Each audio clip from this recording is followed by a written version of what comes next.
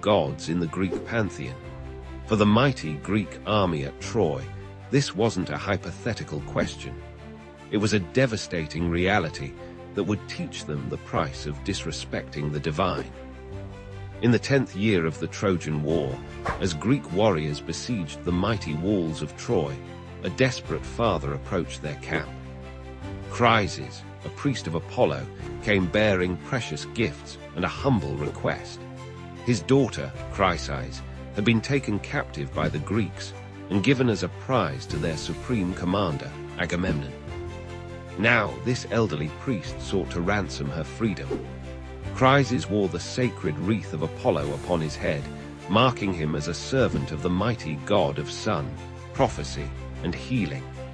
He approached with respect, offering generous treasures for his daughter's return. The Greek soldiers, recognizing the wisdom in honoring a priest of Apollo, murmured their approval. But Agamemnon, consumed by pride and greed, had other plans. The king of Mycenae publicly humiliated the elderly priest, scorning his offerings and his prayers. Agamemnon's words cut sharper than any blade. "Old man, let me not find you lingering by our ships, nor coming here again. Your daughter is mine, and she will grow old in my house, far from her homeland, weaving at my loom and sharing my bed." As Chryses trudged away along the shore, his heart heavy with grief and shame, he raised his hands to Apollo, his divine patron. His prayer would set in motion a chain of events that would devastate the Greek army. "Hear me, Lord of the silver bow, protector of cries. If I have ever pleased you with burnt offerings or holy rites, grant my prayer. Let your arrows rain down upon the Greeks and make them pay for my tears." High on Mount Olympus, Apollo heard his priest's desperate plea. The god's wrath kindled like a raging wildfire. Known for both healing and destruction, Apollo could bring either gentle warmth or scorching death. Now he chose the latter. Descending from Olympus, his silver bow gleaming in the darkness, Apollo took aim at the Greek camp. For 9 days, the god's arrows rained death upon the Greeks. But these were no ordinary arrows. Each shaft carried invisible plagues that spread through the army like wildfire. First, the arrows found the camp's dogs and mules, then turned their deadly aim toward the soldiers themselves. Funeral pyres burned day and night, their smoke rising thick and black against the Mediterranean sky. The mighty Greek army, undefeated in battle, now fell before an invisible enemy they couldn't fight with swords or spears. Men who had survived countless battles succumbed to burning fevers and painful deaths. The plague showed no mercy, claiming both common soldiers and noble warriors alike. The beach, once filled with the sounds of military preparations, now echoed with the groans of the dying. On the 10th day, as bodies continued to pile up, Achilles, greatest of the Greek warriors, called an assembly. He knew this catastrophe was no natural occurrence. It bore the unmistakable mark of divine punishment. The hero demanded answers from Calchas, their most trusted seer, who could interpret the will of the gods. Calchas revealed the truth. Apollo's wrath had been kindled by Agamemnon's treatment of Chryses. The only way to end the plague was to return Chryses to her father, along with proper offerings and sincere apologies to both the priest and the god. But Agamemnon, even in the face of his army's decimation, initially refused to yield.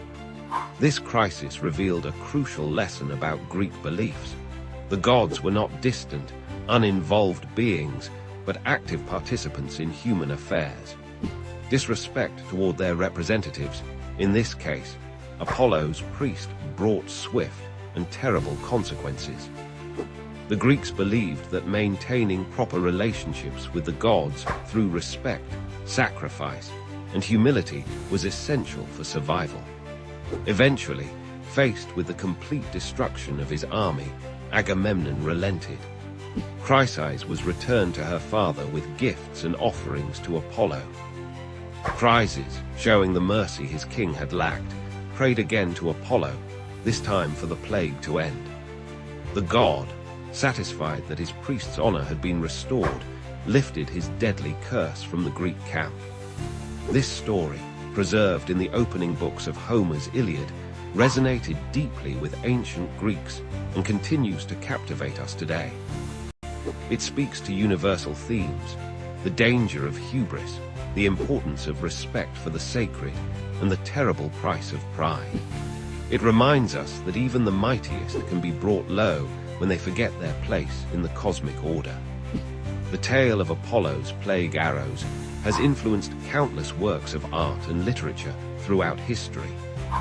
From Renaissance paintings depicting Apollo with his silver bow, to modern retellings that draw parallels with contemporary epidemics, this myth continues to remind us of the complex relationship between divine power and human responsibility. In the end, this ancient story teaches us that true strength lies not in unbridled pride or absolute power, but in wisdom, respect, and the ability to acknowledge our own limitations. The arrows of Apollo serve as an eternal warning about the consequences of crossing the divine, a lesson written in suffering and sealed with celestial fire. Have you ever wondered why pride comes before a fall? In the ancient wisdom of India, countless stories warn us about the dangers of overconfidence, but perhaps none quite as memorable as this tale from the Panchatantra about a jackal who thought he was invincible. Long ago, in a dense forest where wisdom whispered through ancient trees, there lived a clever jackal named Shandarava. Unlike his fellow jackals who were content with their simple lives, Shandarava believed he was destined for greatness. His keen wit had helped him survive many dangerous situations, and with each success, his pride grew larger than the last. The forest where Shandarava lived was home to many creatures: majestic tigers, wise elephants, fierce lions, and countless other beings who lived in harmony with nature's laws. Each animal knew its place in the grand dance of life, except for our friend Shandarava, who dreamed of ruling over them all. One day, while prowling through his territory, Shandarava discovered an abandoned palace garden. Time had transformed this once royal space into a wild haven, where fruit trees grew untamed and crystal-clear pools reflected the sky. In these pools, Shandarava saw his reflection and became convinced that his destiny was to become king of the forest. His fur, tinted blue from the indigo plants he had rolled in while exploring the garden, gave him an unusual appearance. Looking at his reflection, Shandarava hatched a clever plan.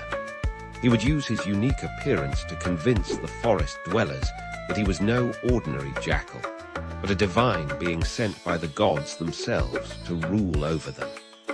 Climbing atop the highest rock in the garden, Shandarava let out a call unlike any the forest had ever heard, a mixture of a jackal's cry and his attempt at a lion's roar. The strange sound echoed through the forest, drawing curious animals from every direction. They gathered around the blue-tinted jackal, wondering what manner of creature had arrived in their midst. With practiced grace, Shandarava addressed the assembled animals. "Dear forest dwellers," he proclaimed, "I have been sent by Lord Indra himself to be your king. Notice my divine blue color, proof of my celestial origin. Under my rule, this forest will know peace and prosperity unlike ever before." The animals, impressed by his unusual appearance and confident manner, began to whisper among themselves. Many were convinced by his grand claims. After all, they had never seen a blue jackal before. Perhaps he truly was a divine messenger. Even the mighty tigers and lions, typically skeptical of such claims, were swayed by Shandarava's commanding presence and eloquent speech. And so began Shandarava's reign as king of the forest. He appointed lions and tigers as his ministers, bears as palace guards, and elephants as his royal carriers. Every day, the animals would bring him the choicest foods and treat him with the utmost respect. Shandarava lived in luxury, forgetting his humble origins as he became more and more convinced of his own magnificence. But fate has a way of humbling those who rise too high on the wings of deception. One evening, as Shandarava sat upon his throne of stones, he heard a familiar sound in the distance, the howling of a pack of jackals. Something stirred deep within him, an primal urge he couldn't resist. Before he could stop himself, Shandarava lifted his head and responded with the natural cry of his species, a long, wavering howl that revealed his true identity to all. The forest fell silent as the truth dawned upon every animal present. The bears, tigers, and lions exchanged knowing looks, their eyes narrowing with anger at having been deceived. The spell was broken. No longer did they see a divine ruler before them, but a common jackal who had dared to rise above his station through trickery. The very animals who had once served him now turned against him, their respect transformed into fury at his deception. Shandarava fled into the night, pursued by the angry creatures he had fooled. His blue color, now fading from the rains, could no longer protect him. He ran until his legs could carry him no further, finally seeking refuge in a forgotten corner of the forest, far from his former kingdom.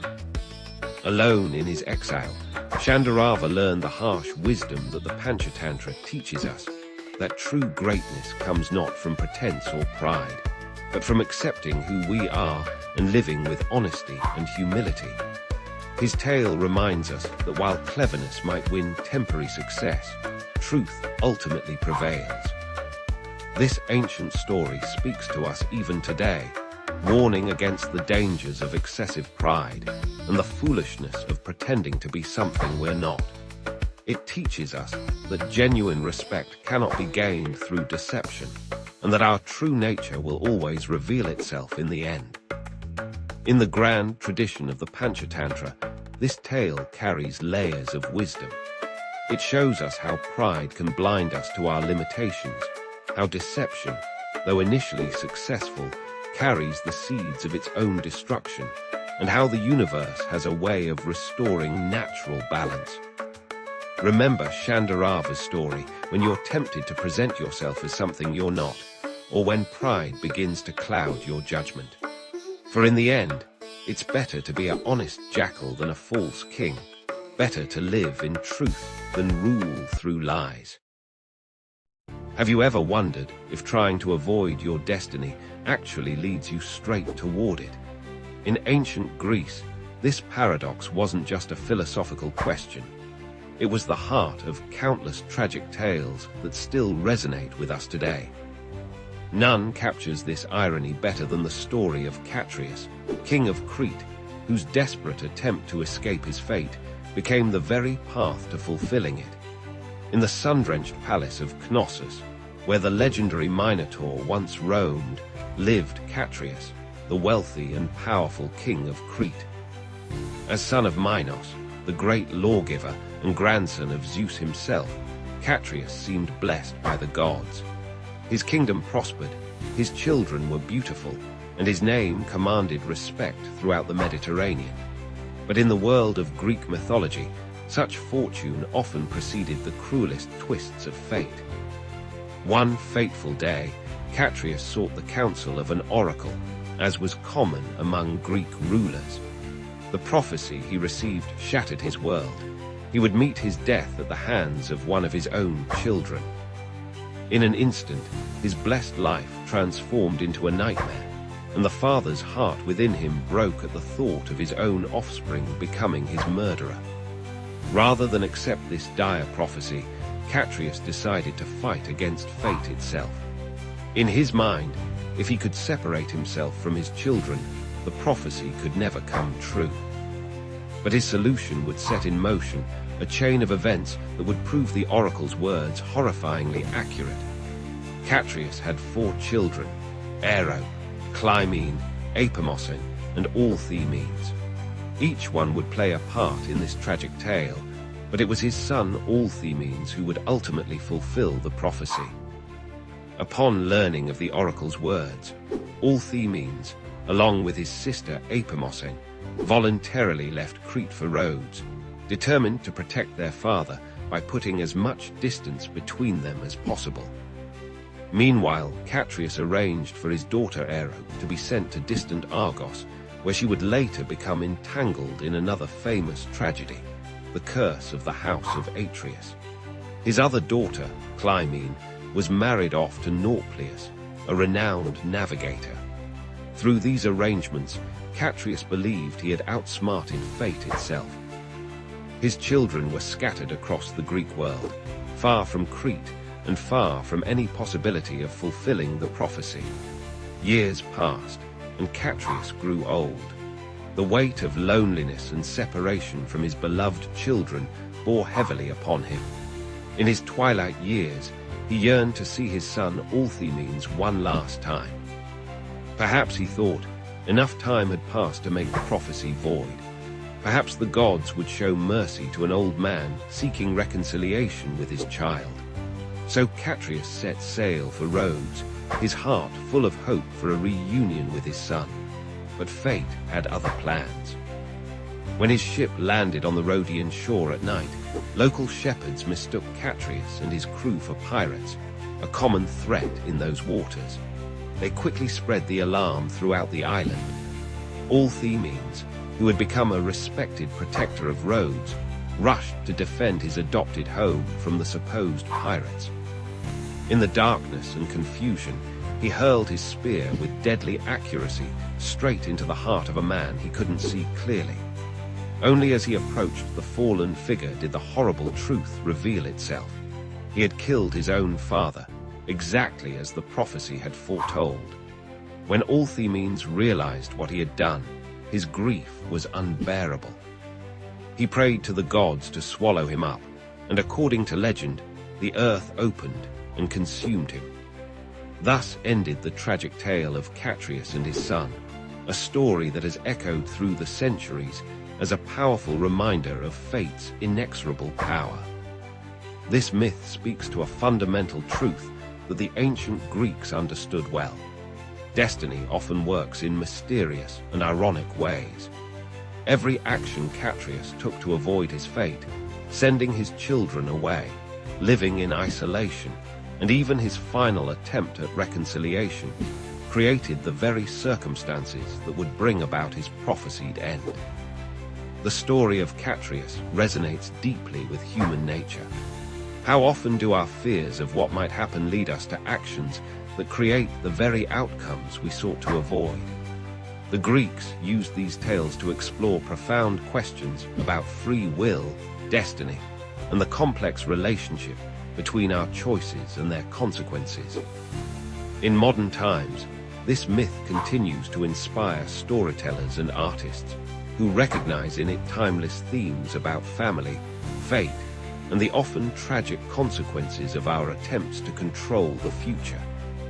It reminds us that sometimes the harder we fight against our destiny, the more firmly we cement it in place.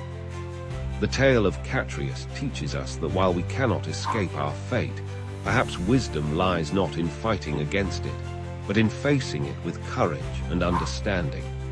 In the end, it wasn't the prophecy that created the tragedy, it was the fear of it.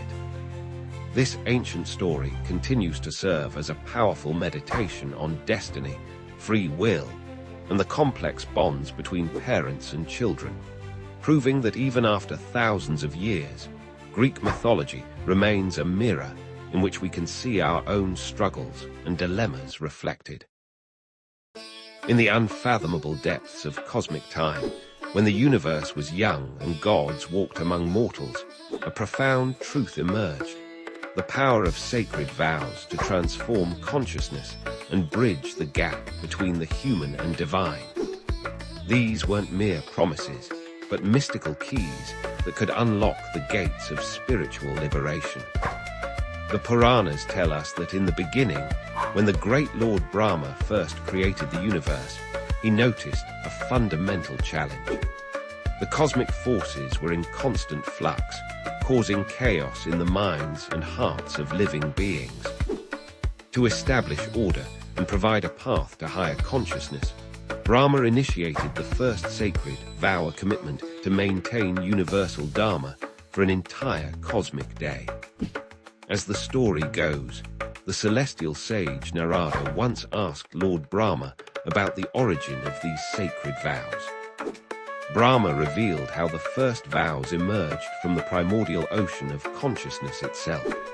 When the great churning of the cosmic ocean took place, along with divine nectar and celestial treasures, emerged the essence of spiritual disciplines, the sacred vows. The power of these vows first manifested when the great goddess Parvati undertook severe austerities to win Lord Shiva's heart. For thousands of years, she observed the most rigorous vows, standing on one leg, surviving only on fallen leaves, and finally sustaining herself on air alone. Her unwavering dedication not only earned Shiva's grace, but established the transformative potential of sacred vows for all humanity. The Puranas speak of how these divine practices gradually descended to the human realm. The great sage Vasishtha received the knowledge of vows through deep meditation and shared them with humanity. He taught that every sacred vow carries within it a seed of divine power, waiting to blossom through sincere practice.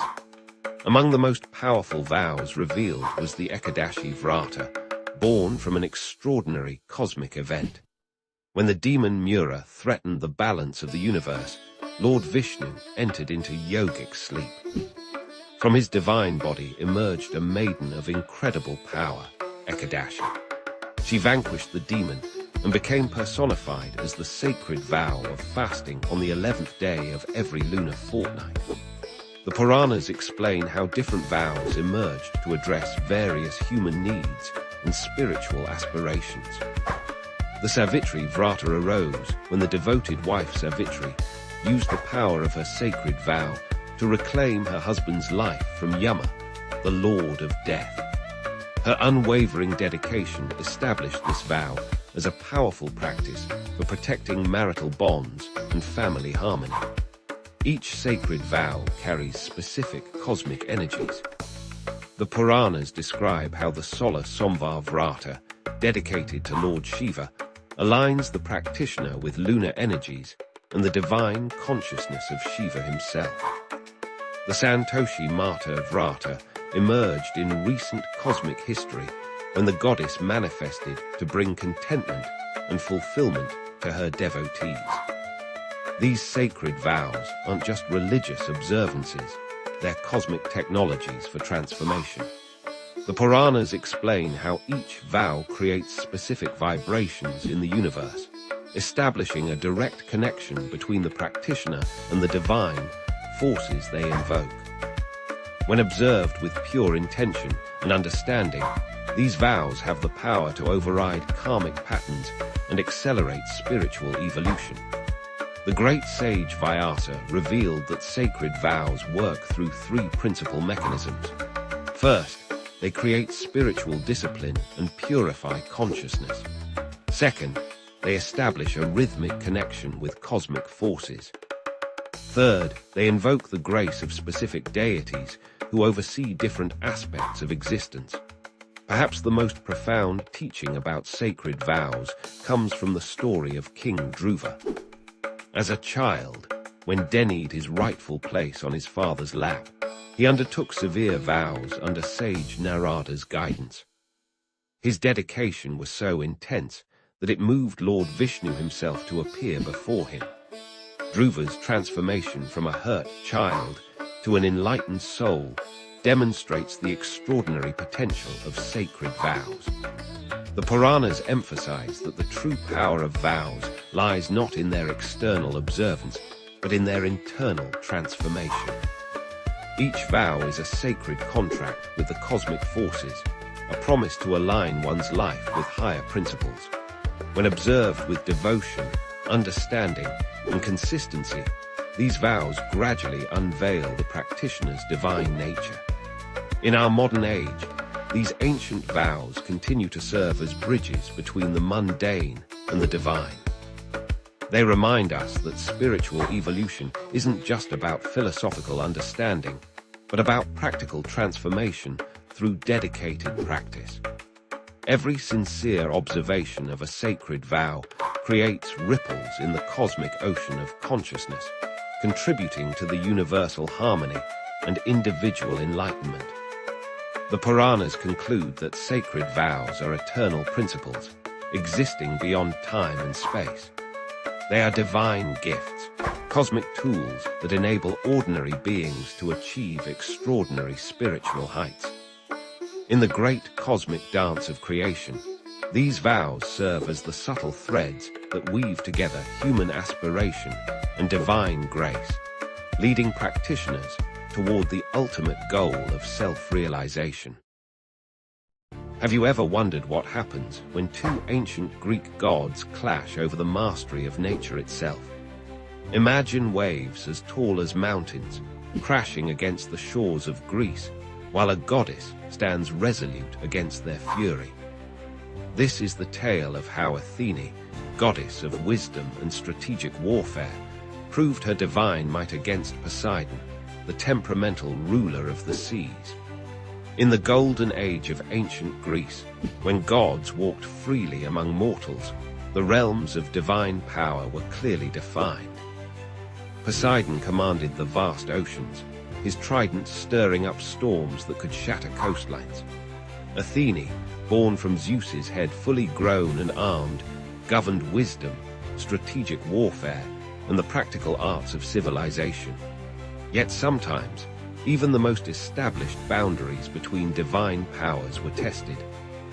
The conflict began when sailors and coastal dwellers increasingly turned to Athene for protection during their maritime ventures. They had grown weary of Poseidon's unpredictable nature, his tendency to wreck ships on a whim, and his storms that devoured entire fleets. These mortals recognized that Athene's gift of wisdom might offer a safer passage across the treacherous seas than Poseidon's volatile favors. Poseidon, his pride wounded by this shift in mortal allegiance, unleashed his fury upon the Mediterranean. Waves rose like liquid mountains, storms darkened skies that had never known such darkness, and the seas churned with unprecedented violence. His message was clear. No other deity, not even Zeus's favorite daughter, could challenge his dominion over the waters. Athene watched from Mount Olympus as coastal cities suffered and trade routes became impassable. Unlike her impulsive uncle, she understood that true power lay not in destruction, but in mastery and control. She knew she must act, not just to protect her mortal followers, but to demonstrate that wisdom could tame even the wildest forces of nature. One stormy morning, Athene descended to Cape Saunian, where one of her most sacred temples stood overlooking Poseidon's domain.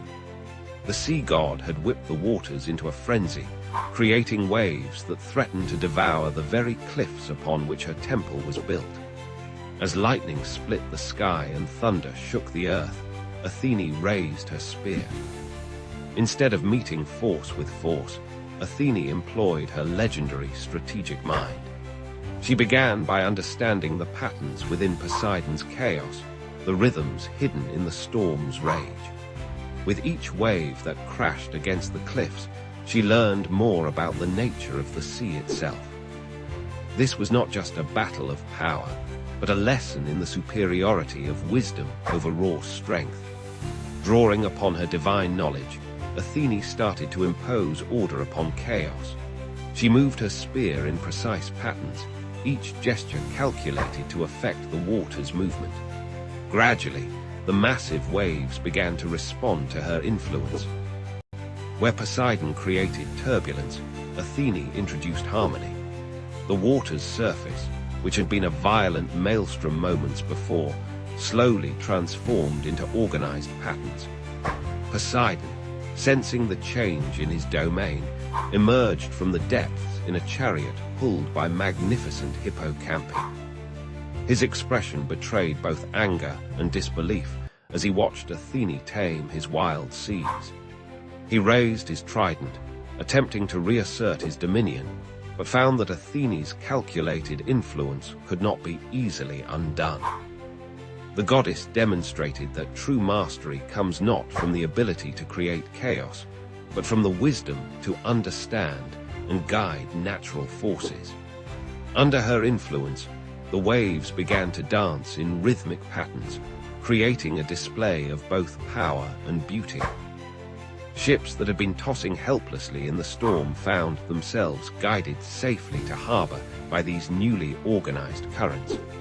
This display of divine wisdom over brute force drew the attention of the other Olympians. Zeus himself appeared in the storm clouds above, observing the contest between his daughter and his brother. Even he had not expected Athene to demonstrate such masterful control over another god's domain. Poseidon, though his pride was wounded, could not deny the elegance of Athene's solution. She had not sought to strip him of his power over the seas, but had instead shown how wisdom could work in harmony with natural forces. This lesson resonated deeply with the ancient Greeks, who saw in it a reflection of their own struggles to build civilization in harmony with nature's power. The aftermath of this divine demonstration changed how mortals viewed their relationship with the sea. They learned that respect for Poseidon's power, combined with Athene's wisdom, offered the best protection during maritime ventures. Sailors began to pray to both deities, seeking Poseidon's favor for calm waters, while asking Athene for the wisdom to navigate them safely. This story, passed down through generations, teaches us that true power lies not in the ability to destroy, but in the wisdom to understand and guide. It reminds us that even the most turbulent forces in our lives can be mastered through knowledge, strategy, and patient understanding. Just as Athene proved that wisdom could calm the mightiest waves, we too can face our challenges not with brute force, but with thoughtful determination and strategic thinking. The temples at Cape Saunian still stand today, monuments to both Athene and Poseidon, reminding visitors of this ancient lesson in the triumph of wisdom over chaos. In their weathered columns, we can still feel the echo of that divine contest, where a goddess of wisdom proved that understanding nature's power is greater than. What if the entire universe was actually dancing, not just metaphorically, but literally pulsing with the rhythm of creation and destruction?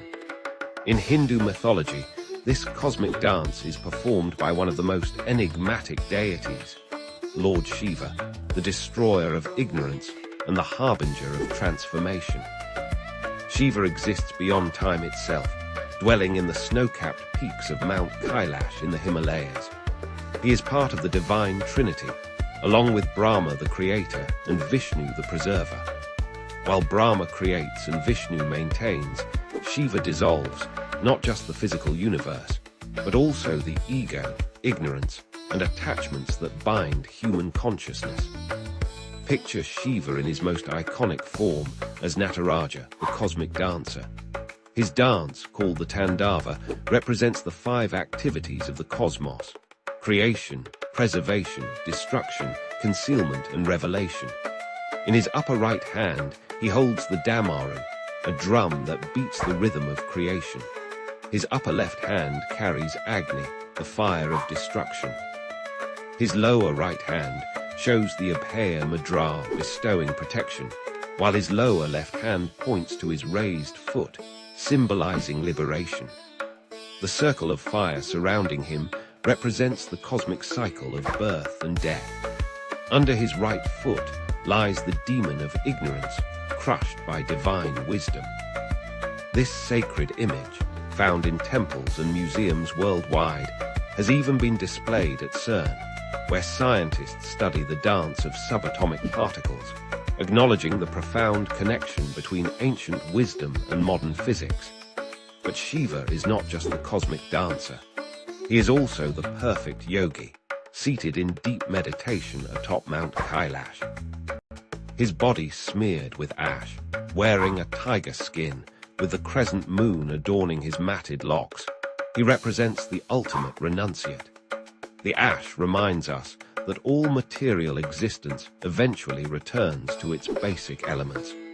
The snake around his neck symbolizes the Kundalini energy that yogis seek to awaken. Perhaps most striking is Shiva's third eye, centered on his forehead. This is not a physical eye, but the eye of wisdom that sees beyond duality. When opened, it can reduce desires and delusions to ashes, just as it once burned Kama, the god of desire, who dared to disturb Shiva's meditation. Yet Shiva is also a loving family man, sharing his life with his consort Parvati, the daughter of the mountains. Their love story is legendary, how Parvati performed intense penance to win Shiva's attention, how she reminded him that while detachment is important, divine love is equally sacred. Their sons, Ganesha and Kartikya, complete this divine family, showing that spiritual life need not mean abandoning worldly responsibilities. Shiva's throat is blue, earning him the name Nilakantha, the blue-throated one. This comes from the story of Samudra Manthan, the churning of the cosmic ocean. When deadly poison emerged threatening all existence, Shiva drank it to save the universe. Instead of swallowing it, he held it in his throat, turning it blue. This teaches us that even poison can become medicine in the hands of the wise. Devotees worship Shiva through the lingam, a symbolic form representing the formless nature of the divine. The lingam, often set in a circular base called the yoni, represents the union of consciousness and energy, the divine masculine and feminine principles that pervade all creation. Shiva teaches us profound truths through his very appearance. His matted locks show that external beauty is meaningless. The Ganges flowing from his hair reminds us to let divine grace flow through us to serve others. The serpents around his body represent mastery over fear and desire. Even his vehicle, the bull Nandi, symbolizes Dharma, the eternal law that supports the universe. The mantra Om Namah Shivaya, I bow to Shiva, is chanted by millions daily. Each syllable represents an element: earth, water, fire, air, and space, plus the individual soul seeking union with cosmic consciousness. This simple yet powerful mantra is said to contain all wisdom. Shiva's message for our modern world is clear: transformation requires letting go. Just as he burns away impurities, we must be willing to release what no longer serves our growth. His meditation teaches us that peace comes from within, not from external achievements or possessions. His family life shows that we can be spiritual while fulfilling our worldly duties.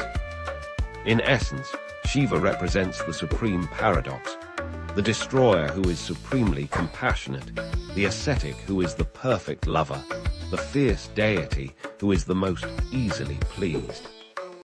He reminds us that life's opposing forces, creation and destruction, love and detachment, material and spiritual, are not contradictions, but complementary aspects of the same divine dance. As we face personal and global transformations today, Shiva's eternal dance continues, inviting us to find rhythm in chaos, wisdom in destruction, and ultimately, liberation in letting go. For in Shiva's dance lies the secret of the universe. Eternal change is the only constant. What drives a legendary hero to destroy himself? In ancient Greece, even the mightiest warriors could fall victim to their own demons, and few tales illustrate this better than the tragic story of Ajax the Great. Picture the blood-soaked plains of Troy, where the greatest Greek warriors have fought for nearly a decade. The mighty Achilles has fallen, struck down by Paris's arrow. But amid the grief of his death, another battle is about to begin, not with swords and spears, but with words and wit. Ajax stands as one of the most formidable warriors in the Greek army. Second only to Achilles in strength and skill, his massive shield has become legendary among both Greeks and Trojans. Standing 7 feet tall, Ajax embodies the perfect warrior, brave, loyal, and unshakable in battle. Yet like many Greek heroes, his greatest strength will become his fatal flaw. At the center of our story lies Achilles' divine armor, forged by the god Hephaestus himself. This isn't merely military equipment, it's a symbol of supreme honor, a testament to greatness. With Achilles dead, the question burns in every warrior's mind.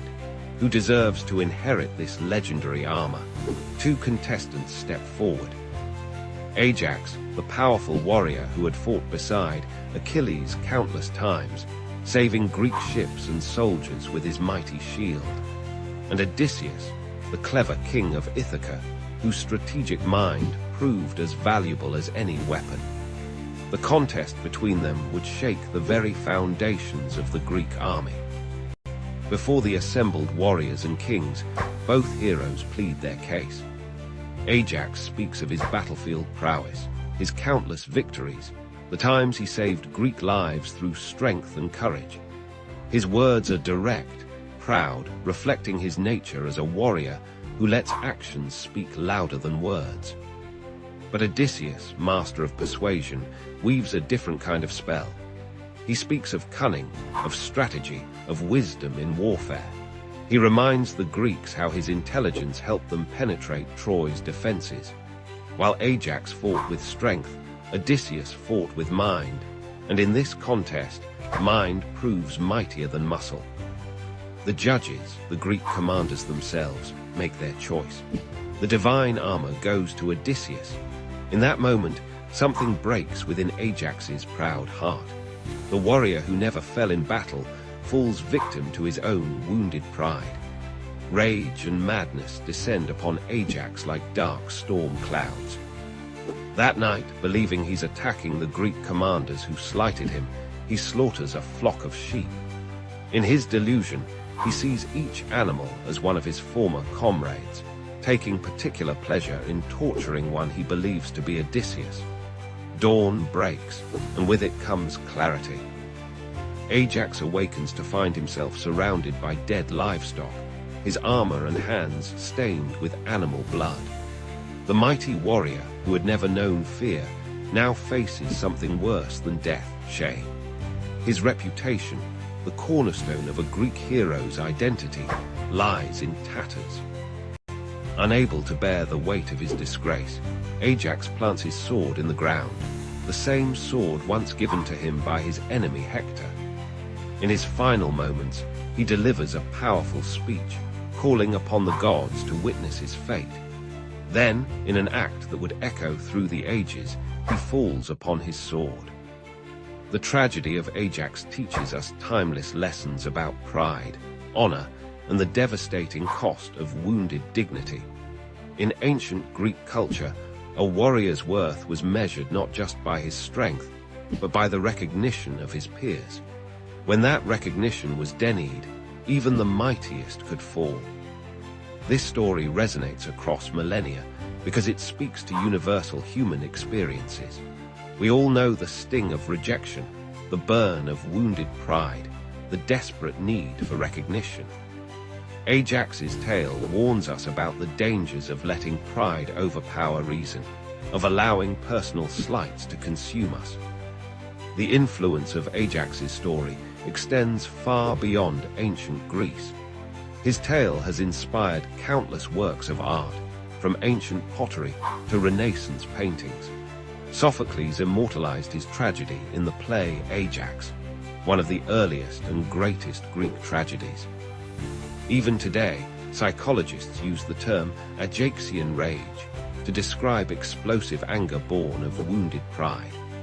In our modern world, where battles are often fought in boardrooms rather than battlefields, Ajax's story remains surprisingly relevant.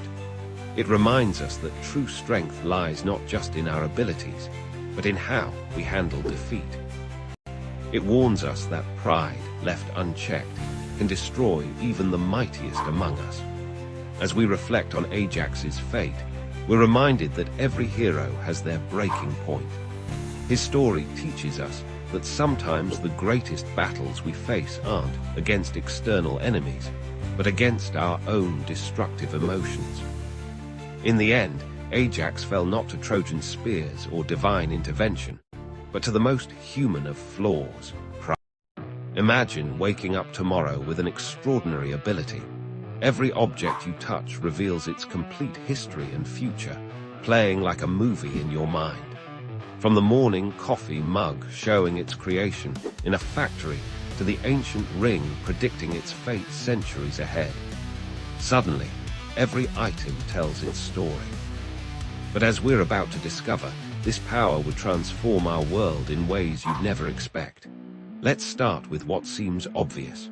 Crime would change forever. Touch a murder weapon, and you'd instantly know who wielded it. Touch a stolen painting, and you'd see every hand it passed through. But here's where it gets interesting. Criminals would adapt. They'd start wearing special gloves, not to avoid leaving fingerprints, but to avoid imprinting their future actions onto objects. An entirely new branch of forensics would emerge, focusing on objects' stored memories rather than physical evidence. But the implications run deeper than crime solving. Imagine the antique market turning upside down overnight. That supposedly ancient vase. One touch reveals it was actually made last month in a basement in Ohio. The market for genuine historical artifacts would explode, while a new profession emerges. History authentication experts who can touch and verify an object's true past. Some antiques would skyrocket in value when their touch histories reveal connections to famous historical figures nobody knew about. Here's something less obvious: the emergence of clean object markets. People would start paying premium prices for factory-fresh items that haven't been touched by human hands. Why? Because nobody wants to buy a coffee table and suddenly experience the previous owner's entire family drama. Manufacturers would develop special handling protocols, creating entire factories where robots handle everything to keep objects' histories pristine. Think about the psychological impact. Touch your grandfather's old watch, and you might see both heartwarming memories and uncomfortable truths about his life you were never meant to know. Therapists would need to specialize in helping people cope with unwanted historical knowledge.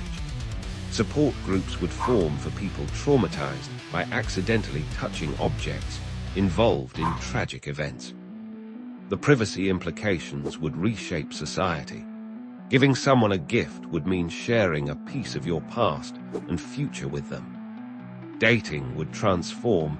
Imagine touching your date's phone and seeing their true intentions. We develop new social etiquettes around touching objects, and people would become intensely protective of their personal items. But here's where it gets really fascinating. The future-seeing aspect would create paradoxes. Touch your laptop, see it breaking next week, and decide to be more careful. Does that change the future you just saw? A whole field of philosophy would emerge around these temporal contradictions.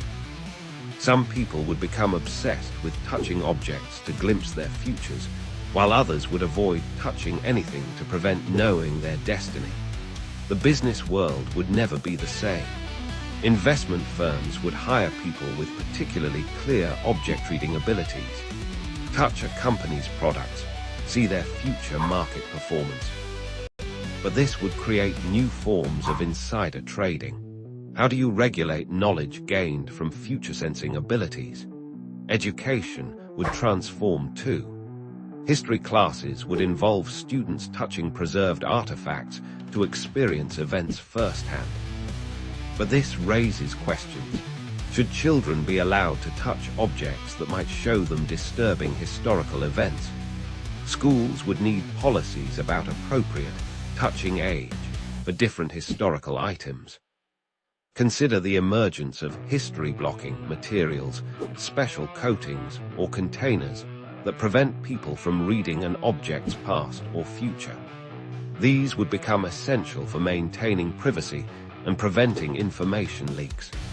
Governments would classify certain objects as touch-restricted for national security reasons.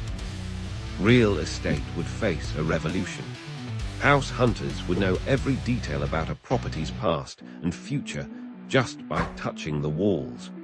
Insurance companies would require touch assessments before issuing policies. But would you want to buy a house if you could see it burning down in 20 years? Museums would transform from look-but-don't-touch institutions into interactive experience centers. But they'd need elaborate systems to prevent visitors from accessing sensitive historical information through touch. Some artifacts might reveal secrets that could rewrite history books or upturn religious beliefs. Perhaps most profoundly, our relationship with everyday objects would change forever. Every item would carry the weight of its complete time length. That simple pencil on your desk. It contains the story of the tree it came from and every word it will ever write. The wedding ring you wear might show you glimpses of your future anniversary celebrations or your divorce. As we wrap our minds around this reality, one question remains. In a world where every object tells its truth, would we really want to know all their stories? Sometimes the most powerful ability might be choosing not to touch, preserving the mystery of what was and what. Imagine standing at the edge of existence, where 5 mythical rivers separate the world of the living from the realm of the dead. These aren't ordinary waters.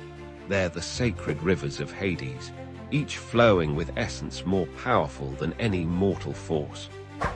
Today, we're diving deep into one of Greek mythology's most fascinating aspects, the 5 rivers that shape the geography of the underworld and the fate of every soul.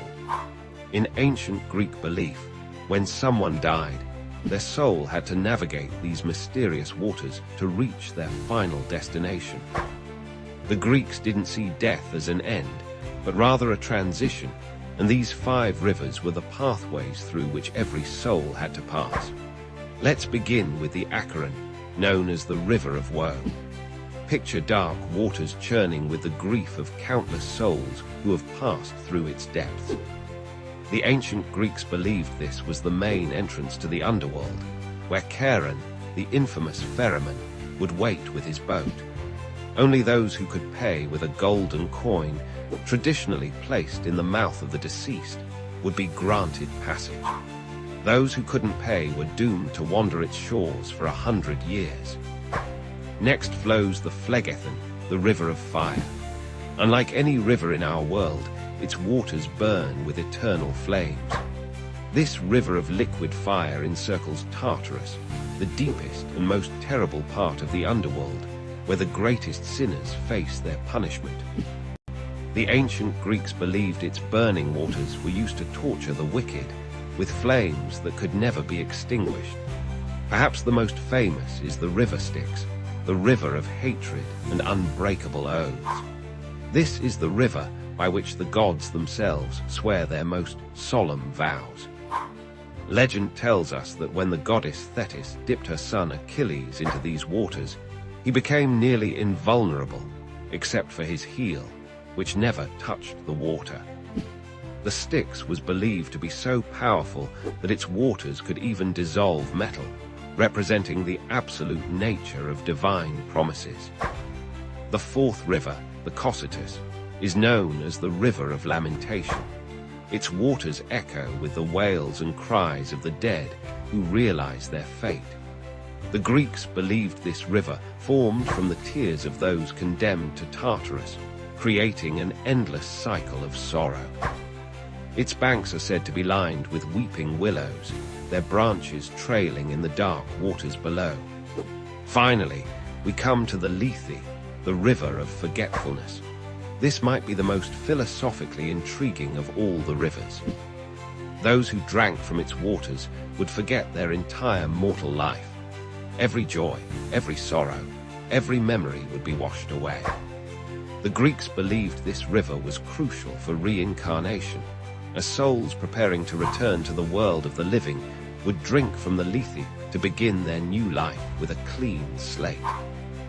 These rivers weren't just geographical features of the underworld. They represented fundamental aspects of the human experience with death. The Acheron embodied the sorrow of separation. The Phlegethon represented divine justice. The Styx stood for the finality of death and the weight of promises. The Cocytus reflected the natural grief of loss, and the Lethe symbolized the possibility of renewal and rebirth. The influence of these 5 rivers extends far beyond ancient Greece. Their names and meanings have permeated literature, art, and popular culture throughout history. Dante referenced them in his Divine Comedy, and countless artists have depicted their mysterious waters. Even today, we use phrases like Stygian darkness to describe something particularly gloomy or impenetrable. Modern psychology has found parallels between these rivers and the stages of grief. The Acheron represents denial and isolation, the Phlegethon anger, the Cocytus bargaining, the Styx depression, and the Lethe acceptance. This shows how deeply the ancient Greeks understood human nature and our relationship with mortality. The rivers also reflect the Greek understanding of justice and cosmic order. They believed that every action had consequences, and these rivers were part of the divine mechanism that ensured fairness in the afterlife. The wealthy couldn't bribe their way to a better fate, and the wicked couldn't escape their punishment. Today, as we face our own questions about mortality and justice, these ancient rivers continue to resonate. They remind us that every culture grapples with the same fundamental questions. What happens after death? How do we face our past actions? What does it mean to start anew? The 5 rivers of Hades stand as a testament to the sophistication of Greek mythology and its enduring relevance. They tell us that death isn't simply an end, but a complex journey through sorrow, justice, binding oaths, lamentation, and ultimately, the possibility of renewal. In their dark waters, we see reflected our own hopes, fears, and eternal questions about what lies beyond the veil of mortality. What lengths would you go to protect your love and kingdom? In ancient Greece, one remarkable queen's answer to this question became legendary, as she employed wit and wisdom to outmaneuver an army of suitors who threatened everything she held dear. In the grand palace of Ithaca, Queen Penelope faced a crisis that would test both her loyalty and cleverness. Her husband, the legendary King Odysseus, had been absent for nearly 20 years. First, he'd gone to fight in the Trojan War, and then, due to the gods' interference, his journey home became an epic odyssey of its own. While tales of his adventures spread across the Mediterranean, Penelope's own story of resilience unfolded within the walls of their palace. As years passed without word from Odysseus, noble families from across Greece became convinced the king must surely be dead. More than 100 suitors descended upon Ithaca, each hoping to marry Penelope and claim the throne. These men weren't merely persistent, they were parasites, making themselves at home in the palace, feasting daily on the kingdom's resources and depleting the royal wealth that rightfully belonged to Penelope's son, Telemachus. But Penelope, blessed with intelligence that rivaled her husband's legendary cunning, refused to be forced into a marriage she didn't want. Yet she couldn't simply reject the suitors outright. Doing so might provoke them into violence, endangering both her life and her son's claim to the throne. She needed a strategy that would buy her time while maintaining the delicate balance of power. That's when Penelope devised one of the most brilliant deceptions in Greek mythology. She announced to the suitors that she would choose a new husband, but only after she completed weaving a funeral shroud for Odysseus's elderly father, Laertes. This was a perfectly reasonable request, preparing burial clothes for family members, was a traditional duty of Greek noblewomen. The suitors could hardly object to such a pious act without revealing their true, dishonorable intentions. What the suitors didn't know was that Penelope had transformed this simple task into an ingenious trick. Each day, she would sit at her loom in full view of the palace, diligently weaving the elaborate burial shroud. But each night, by the light of torches, she would secretly unravel her day's work. This way, the shroud never neared completion, and Penelope kept her unwanted suitors at bay. For 3 years, this clever deception continued. While the suitors grew increasingly frustrated, none suspected the truth behind the never-ending weaving project. Penelope's hands worked tirelessly, weaving by day, unraveling by night, while her mind remained fixed on her beloved Odysseus, hoping against hope for his return. But as with many secrets in ancient Greece, the truth eventually came to light. One of Penelope's servants, perhaps seeking favor with the suitors, revealed her mistress's nightly unraveling. The suitors were furious at being outwitted by a woman, and their demands for her to choose a husband grew more aggressive. Yet even when her clever plan was discovered, Penelope remained steadfast. She had bought precious time, 3 years of maintaining her independence and protecting her son's inheritance. Her intelligence and determination had proven that she was every bit as resourceful as her famous husband. This tale resonates deeply with themes that remain relevant today. It speaks to the power of intellectual resistance against brute force, the strength found in quiet determination, and the importance of staying true to one's principles even when faced with overwhelming pressure. Penelope's weaving trick demonstrates how creativity and wit can be powerful weapons against those who rely solely on wealth and status. The story also challenges traditional gender roles in ancient Greek society. While the suitors attempted to claim power through aggressive pursuit and intimidation, Penelope maintained control through cunning and peaceful resistance. Her loom became both a symbol of traditional feminine duties and a tool of sophisticated political maneuvering. In Greek art and literature, Penelope's weaving has become a powerful metaphor for loyalty, patience, and clever resistance. Countless ancient vases depict her at her loom, and her story has inspired artists and writers for over 2 millennia.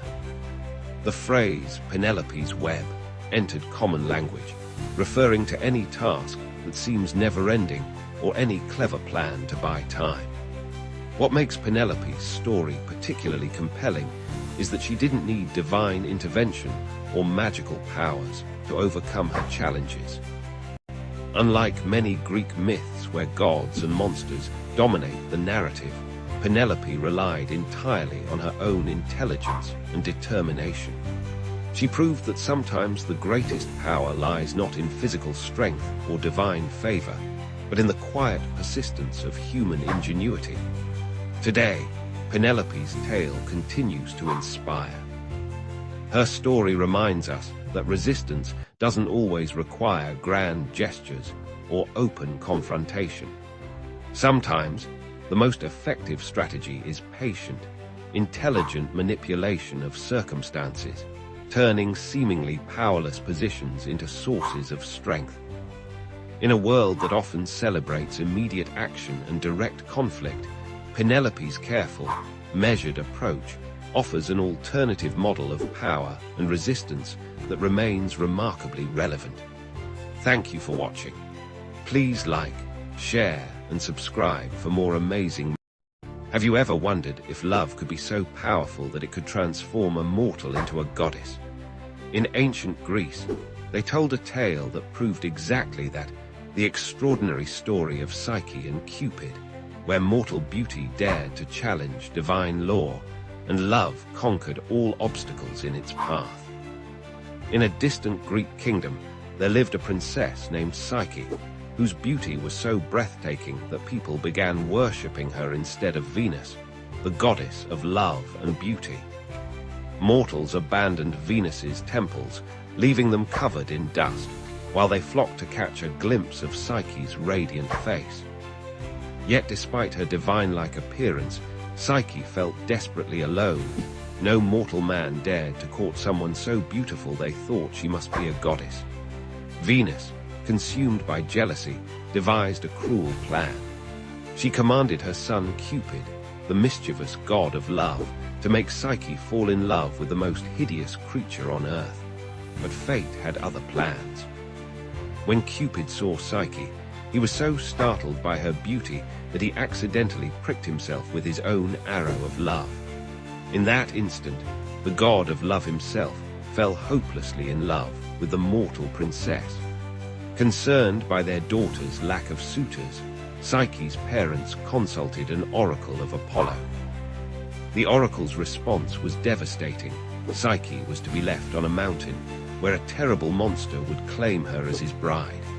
With heavy hearts, they followed the oracle's command.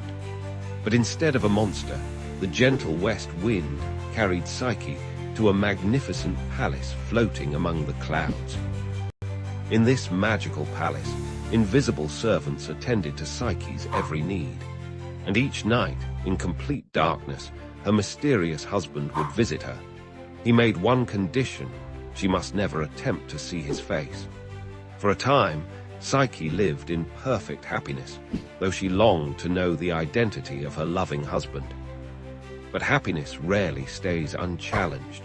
Psyche's jealous sisters visited and planted seeds of doubt in her mind.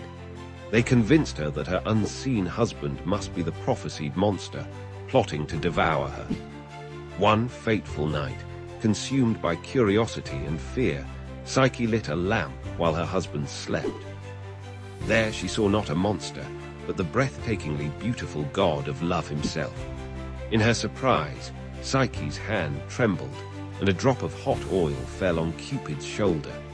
He awoke, and in his pain and betrayal, flew away, leaving Psyche alone in the now empty palace. The magical servants vanished, and the beautiful home crumbled to dust around her. But Psyche refused to accept defeat.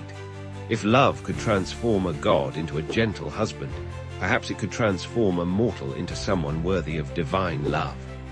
Thus began Psyche's impossible quest to win back Cupid's love. Venus, still burning with jealousy, set 4 seemingly impossible tasks for the mortal girl. First, she had to sort a massive pile of mixed grains before sunset.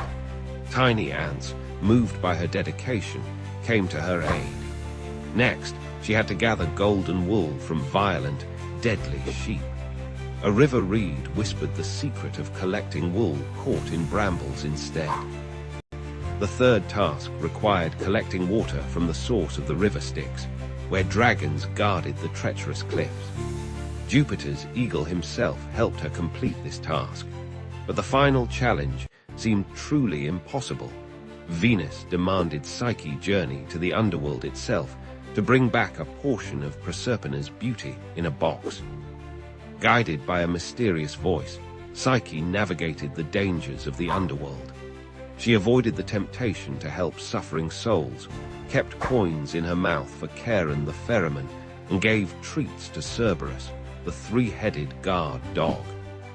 Yet after successfully completing her mission, curiosity once again got the better of her.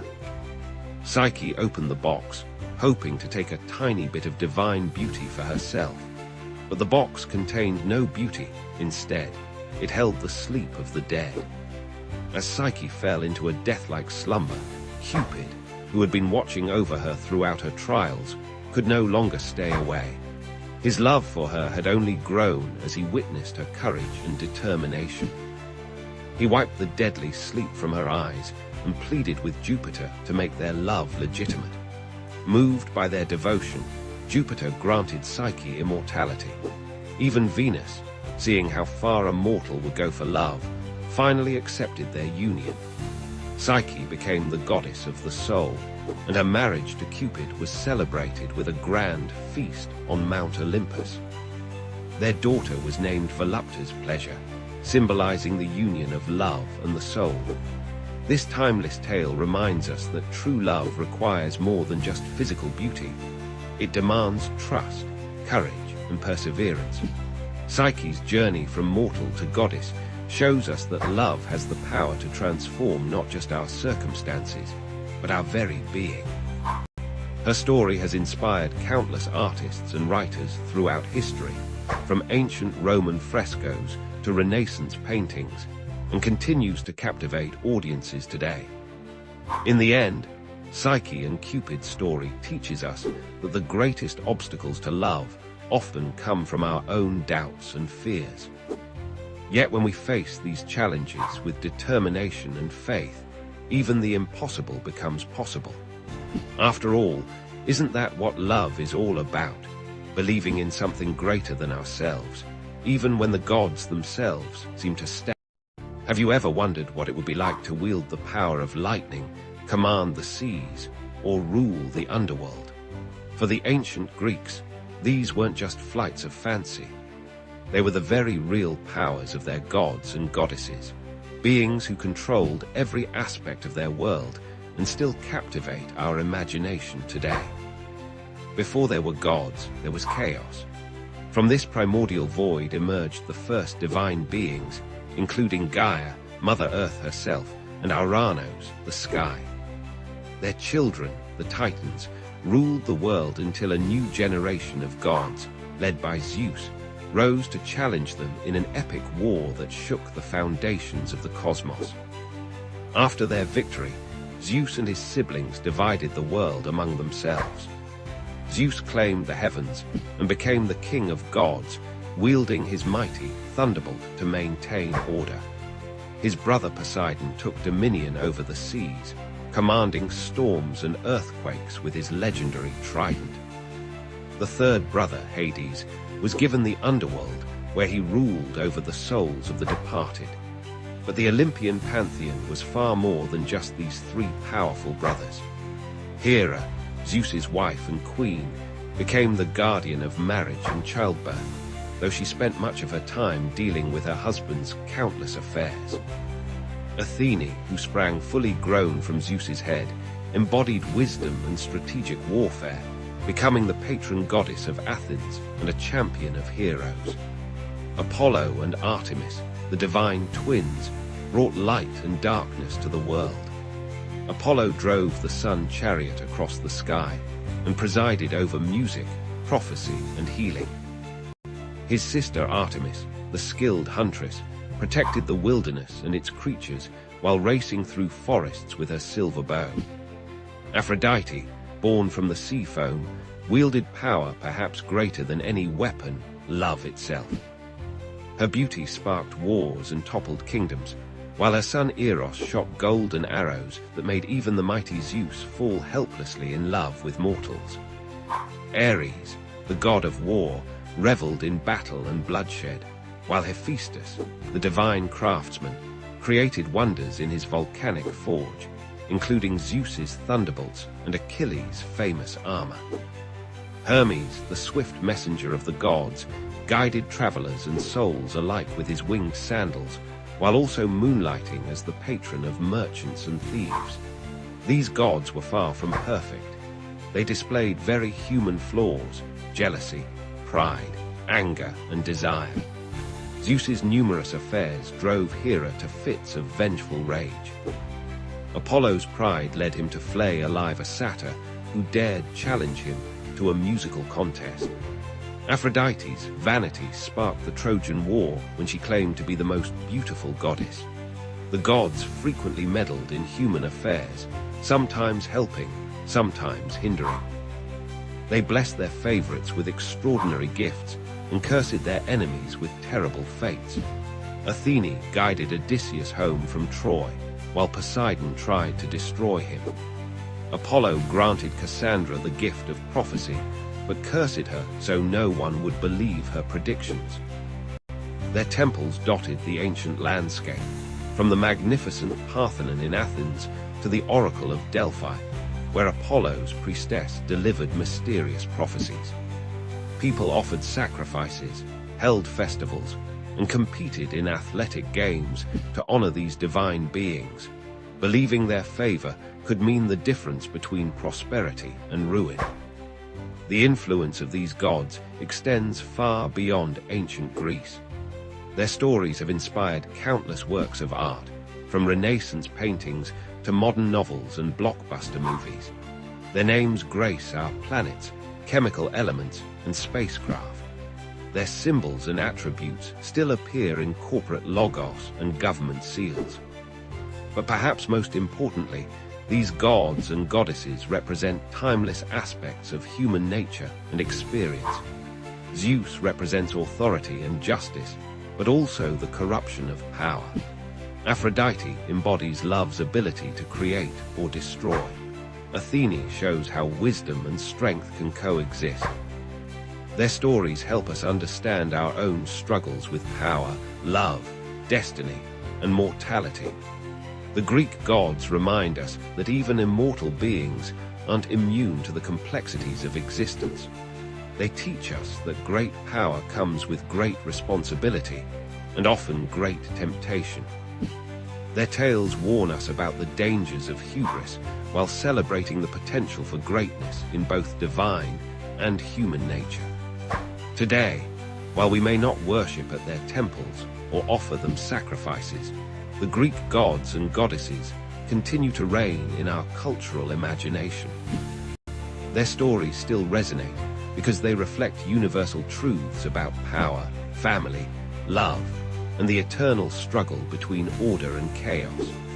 In their strengths and flaws, their triumphs and failures, we see reflections of our own humanity, magnified to divine proportions. These Olympian gods, with their all-too-human personalities and superhuman powers, remain powerful symbols of the forces that shape our lives and our world. Their legacy lives on, reminding us that the stories we tell about divine beings often reveal profound truths. Imagine being married to the most powerful being in the universe. Now, imagine that your spouse can't stop chasing after other lovers. Welcome to the tumultuous world of Greek mythology, where even the queen of the gods isn't immune to marital drama. Today, we're diving into the fascinating tale of Hera, Zeus, and the elaborate tests she devised for her husband's many lovers. In ancient Greece, the gods were far from perfect. They embodied human traits, love, jealousy, anger, but on a grand, immortal scale. And no relationship exemplified this more than that of Zeus and Hera, the king and queen of Mount Olympus. Zeus, the mighty ruler of the gods, was known for his power, wisdom, and unfortunately, his wandering eye. His list of affairs was longer than a scroll in the library of Alexandria. Hera, on the other hand, was the goddess of marriage and childbirth. Ironic, isn't it? The patron of faithful unions was stuck in the most unfaithful marriage in all of mythology. But Hera wasn't one to sit idly by while Zeus gallivanted across the mortal world. Oh no, she had a plan, a series of tests and trials for Zeus's lovers that would make modern reality TV shows look tame in comparison. Let's start with one of Zeus's most famous affairs, his relationship with Io, a beautiful priestess of Hera's own temple. When Hera suspected Zeus's interest in Io, she didn't confront him directly. Instead, she devised a clever test. One day, Hera descended from Olympus and approached Io. With a smile that could freeze the Mediterranean, she said, "My dear, I've heard so much about your beauty and grace. Surely you must be blessed by the gods themselves. Tell me, have you ever met my husband, Zeus?" Io, caught off guard and fearing Hera's wrath, stammered and denied any knowledge of Zeus. But Hera wasn't fooled. She knew the signs of her husband's dalliances all too well. As punishment, she transformed poor Io into a white heifer, a cow, and set a 100-eyed giant named Argus to watch over her. Zeus, seeing his lover's plight, sent Hermes to rescue Io. The clever messenger god lulled Argus to sleep with music and stories, then slew him. But Hera wasn't done yet. She sent a gadfly to torment Io, driving the cow-shaped maiden to wander the earth in misery. This tale of Io showcases Hera's cunning. She didn't just punish, she tested. By confronting Io directly, she gave the mortal a chance to confess. When Io failed this test of honesty, Hera's retribution was swift and creative. But Hera's tests weren't always so straightforward. Take the case of Semele, another of Zeus's mortal lovers. Hera disguised herself as Semele's old nurse and visited the young woman. In this guise, she planted seeds of doubt in Semele's mind. "My dear," the disguised Hera cooed, "are you sure your lover is truly Zeus?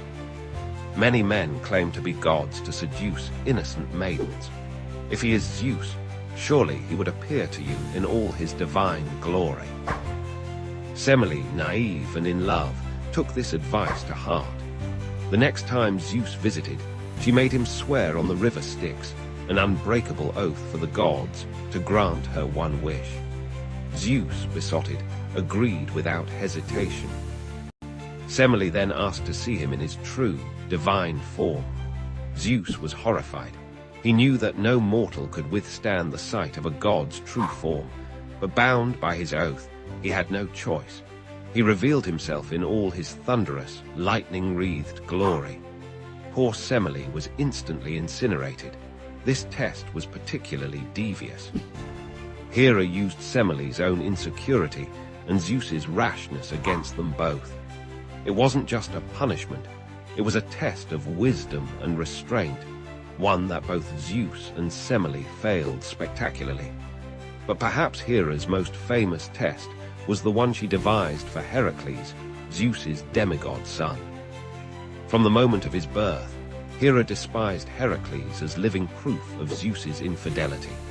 She sent 2 serpents to kill the infant Heracles in his crib, but the supernaturally strong baby strangled them with his bare hands. Realizing that direct action wouldn't work, Hera opted for a more insidious approach. She manipulated events to drive Heracles temporarily mad, causing him to kill his own wife and children. When Heracles came to his senses, he was devastated and sought redemption. This is where Hera's test truly began. She influenced the Oracle of Delphi to prescribe a series of seemingly impossible tasks for Heracles, the famous 12 labors. These included slaying the indestructible Nemean lion, capturing the Erymanthian boar, and cleaning the vast Augean stables in a single day. Each labor was designed to be an insurmountable challenge, a test not just of Heracles' strength, but of his wit, courage, and perseverance. Hera hoped these tasks would break him, or better yet, kill him. But Heracles surprised everyone, perhaps even himself, by completing all 12 labors. In doing so, Heracles not only redeemed himself, but achieved immortality, becoming one of the most celebrated heroes in Greek mythology. Ironically, Hera's attempt to destroy him had only made him stronger and more famous.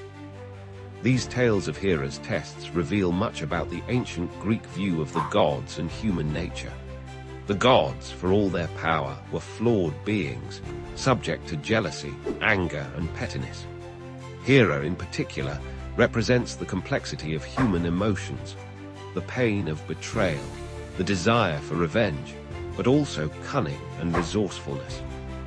Her tests often backfired, creating some of the most enduring myths in Western culture. Io's wanderings explained the geography of the known world to the Greeks.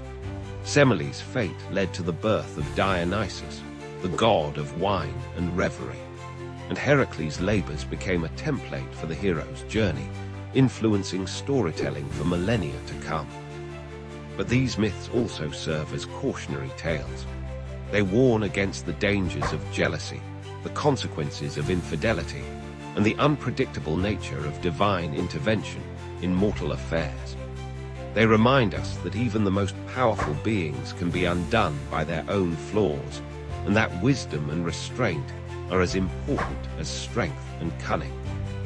In modern times, we might not believe in Zeus hurling thunderbolts or Hera transforming people into animals. But the themes these myths explore, love, jealousy, revenge, redemption, are as relevant today as they were thousands of years ago. We see echoes of Hera's tests in our own lives and culture.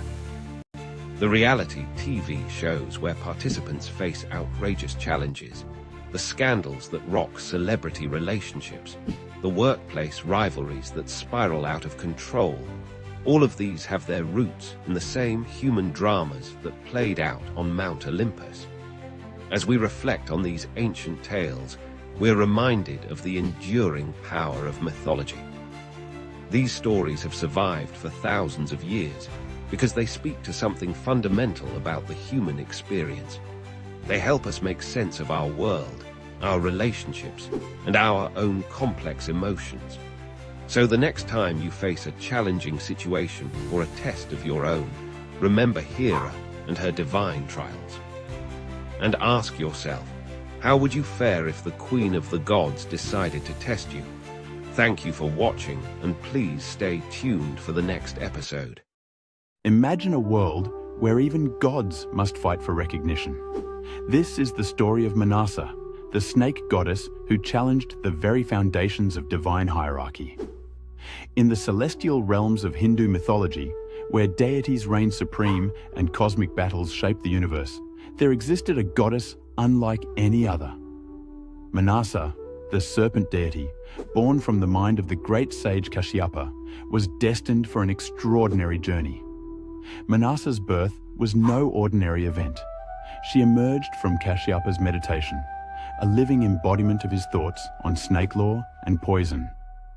Her very essence was intertwined with these potent forces, making her a unique and formidable presence in the pantheon of gods. But being extraordinary didn't guarantee acceptance. Manasa found herself in a precarious position, caught between the world of gods and mortals.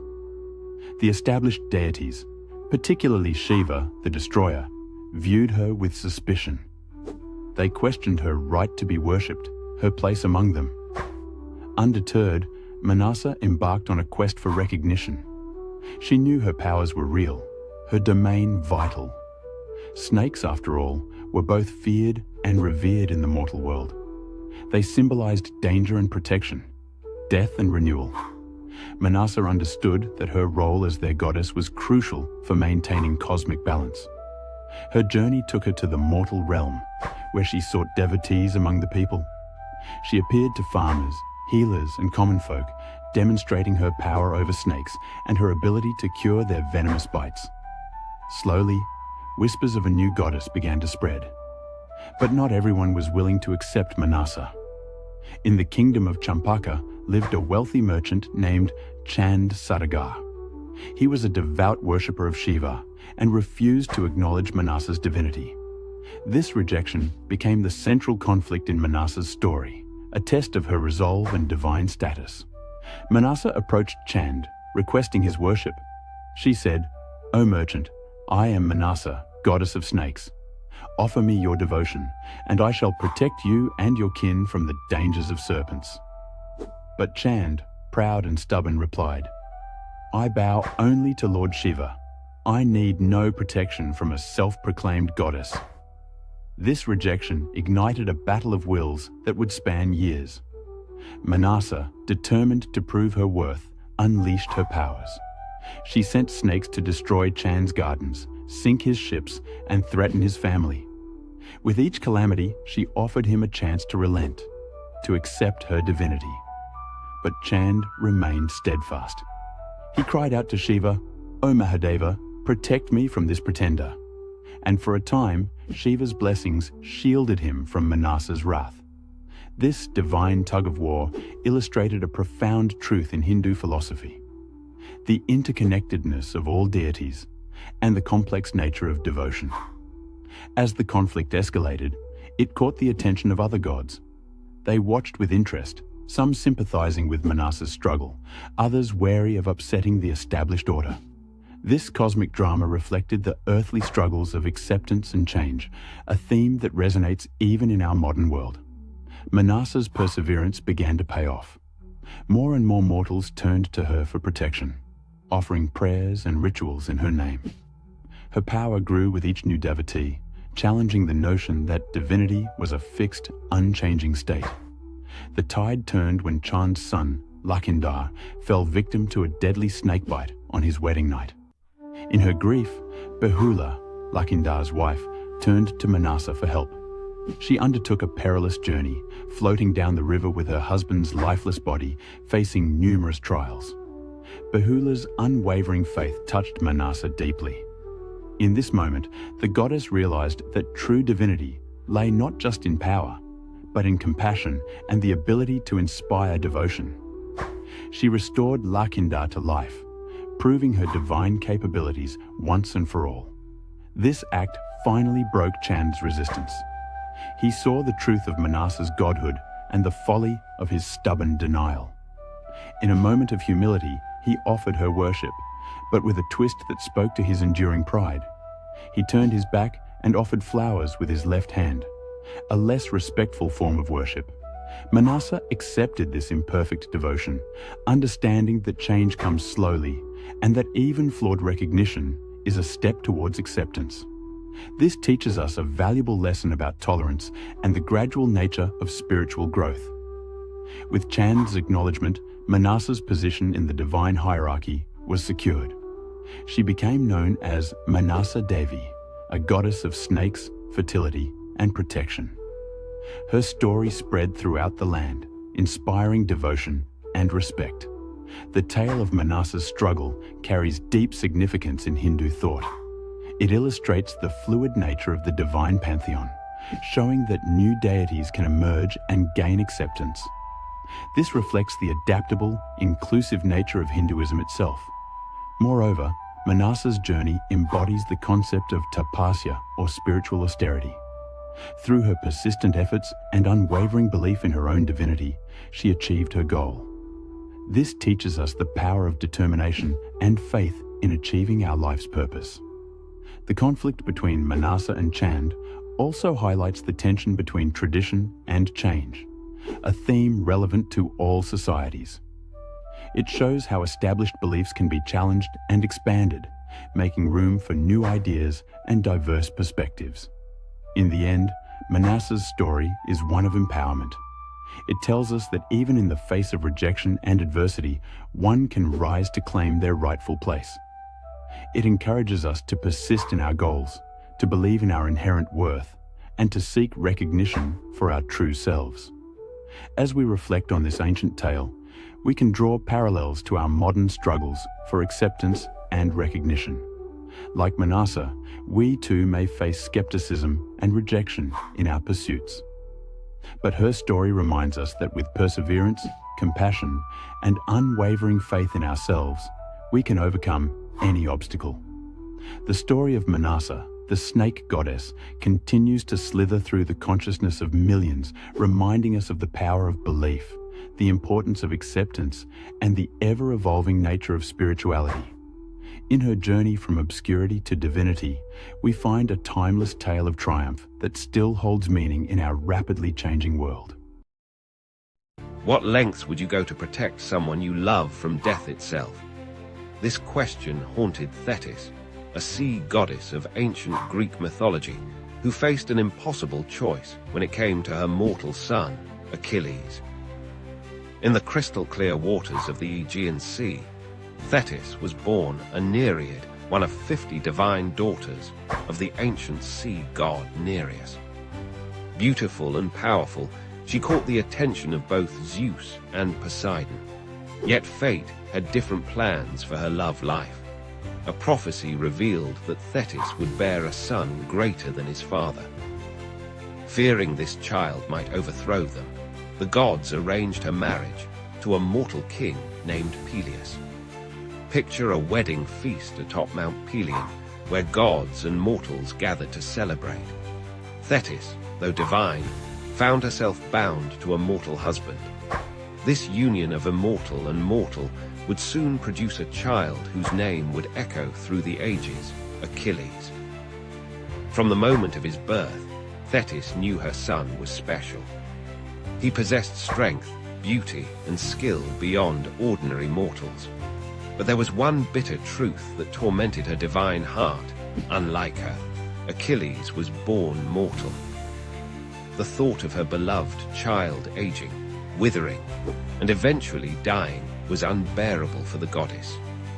Driven by maternal love and divine determination, Thetis devised a bold plan to grant her son immortality. She knew of an ancient ritual. By dipping a child in the waters of the river Styx, the river separating the world of the living from the dead, one could become invulnerable. The waters would render flesh as impenetrable as the finest bronze armor. Deep in the night, when the world slept, Thetis took her infant son to the underworld. The river Styx flowed black and terrible before her, its waters holding both the power of immortality and the chill of death itself. With unwavering resolve, she grasped baby Achilles by his heel and submerged him in the mysterious waters. But here lies the fatal flaw in her plan. The spot where Thetis held her son, his heel, remained untouched by the magical waters. This small patch of vulnerability would later give rise to the phrase Achilles' heel, which we still use today to describe a person's point of weakness despite overall strength. Some versions of the myth tell a different tale. They speak of Thetis attempting to burn away Achilles' mortality through fire, anointing him with ambrosia by day and holding him over flames by night. In these accounts, Peleus discovered her ritual and, misunderstanding her divine purpose, interrupted the process before immortality could be achieved. Regardless of the method, Thetis's desperate attempt to protect her son reflects a universal truth about parental love: the desire to shield our children from harm, even if it means challenging fate itself. Her actions, though born of love, could not fully overcome the boundaries between mortal and immortal existence. As Achilles grew, he became everything his mother had hoped for and feared. His strength, speed, and combat skills were unmatched among mortals. He was destined to become the greatest warrior of his age, but this greatness came with a price.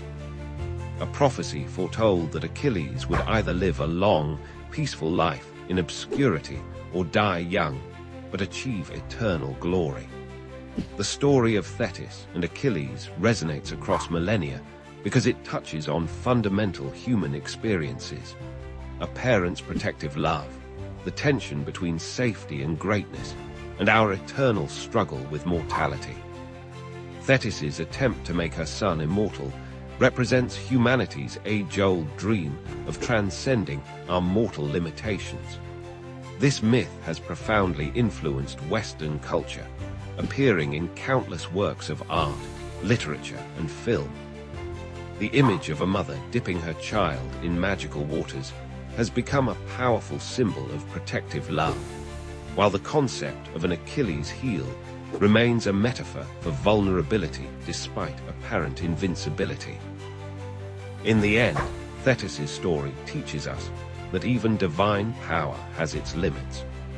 No matter how great our love, how strong our determination, or how mighty our abilities, we cannot completely shield those we love from their destiny. The very attempt to do so may create unexpected vulnerabilities. Perhaps the true immortality Thetis sought for her son was achieved, though not in the way she intended. Through the telling and retelling of their story, both mother and son have indeed achieved a kind of immortality, living on in the hearts and minds of generations, reminding us of the power of love, the weight of destiny, and the complex relationship between gods and mortals in Greek mythology. What if the person you trusted most turned out to be your deadliest enemy? In the great epic Mahabharata, such deception wasn't just possible, it was a test of divine discernment. Today, we explore a fascinating tale of courage, deception, and justice, featuring the mighty Bhima and a cunning demon named Jatasura. During their 13th year of exile, the Pandavas were living in the dense forests of the Himalayas. These 5 noble brothers, along with their wife Draupadi and their mother Kunti, had already endured countless hardships.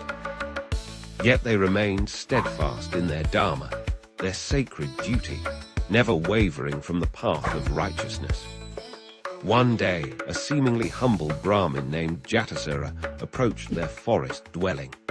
In Hindu tradition, Brahmins are considered the highest spiritual teachers, deserving utmost respect and hospitality. Following their dharma, the Pandavas welcomed this stranger with open arms, unaware that beneath his saintly appearance lurked a powerful demon with sinister intentions. Jatasura began living among the Pandavas, slowly gaining their trust through his apparent devotion and knowledge of the sacred texts. He would engage in philosophical discussions, share ancient wisdom, and perform religious rituals with seemingly genuine dedication. The demon's disguise was so perfect that even the wise Yudhishthira, known for his discernment, failed to detect the evil that lurked beneath. But Jatasura was patiently waiting for the perfect moment to strike. That opportunity came when Bhima, the strongest of the Pandava brothers, was away gathering food and flowers for their daily worship. The demon knew that without Bhima's tremendous strength, the others would be vulnerable to his attack. Seizing his chance, Jatasura revealed his true form, a terrifying demon with immense power. He grabbed Yudhishthira, Nakula, Sahadeva, and Draupadi, intending to carry them away as prey.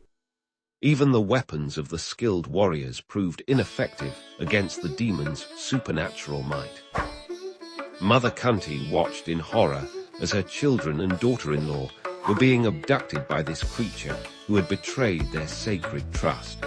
But fate had other plans. Bhima, blessed with divine strength and unshakable courage, returned just in time to witness this treachery.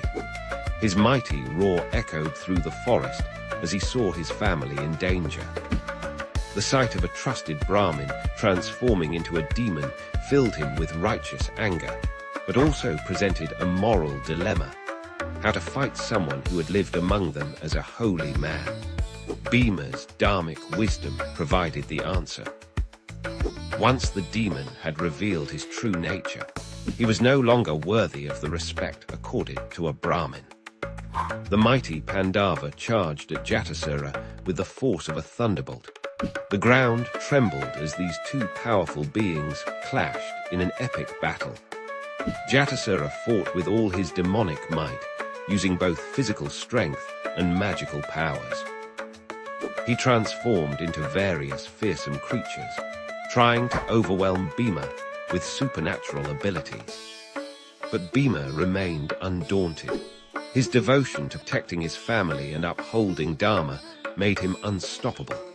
The battle raged on, with both warriors displaying extraordinary prowess. Trees were uprooted, boulders were crushed, and the very earth seemed to shake with the intensity of their combat. Finally, Bhima's superior strength and righteous purpose prevailed.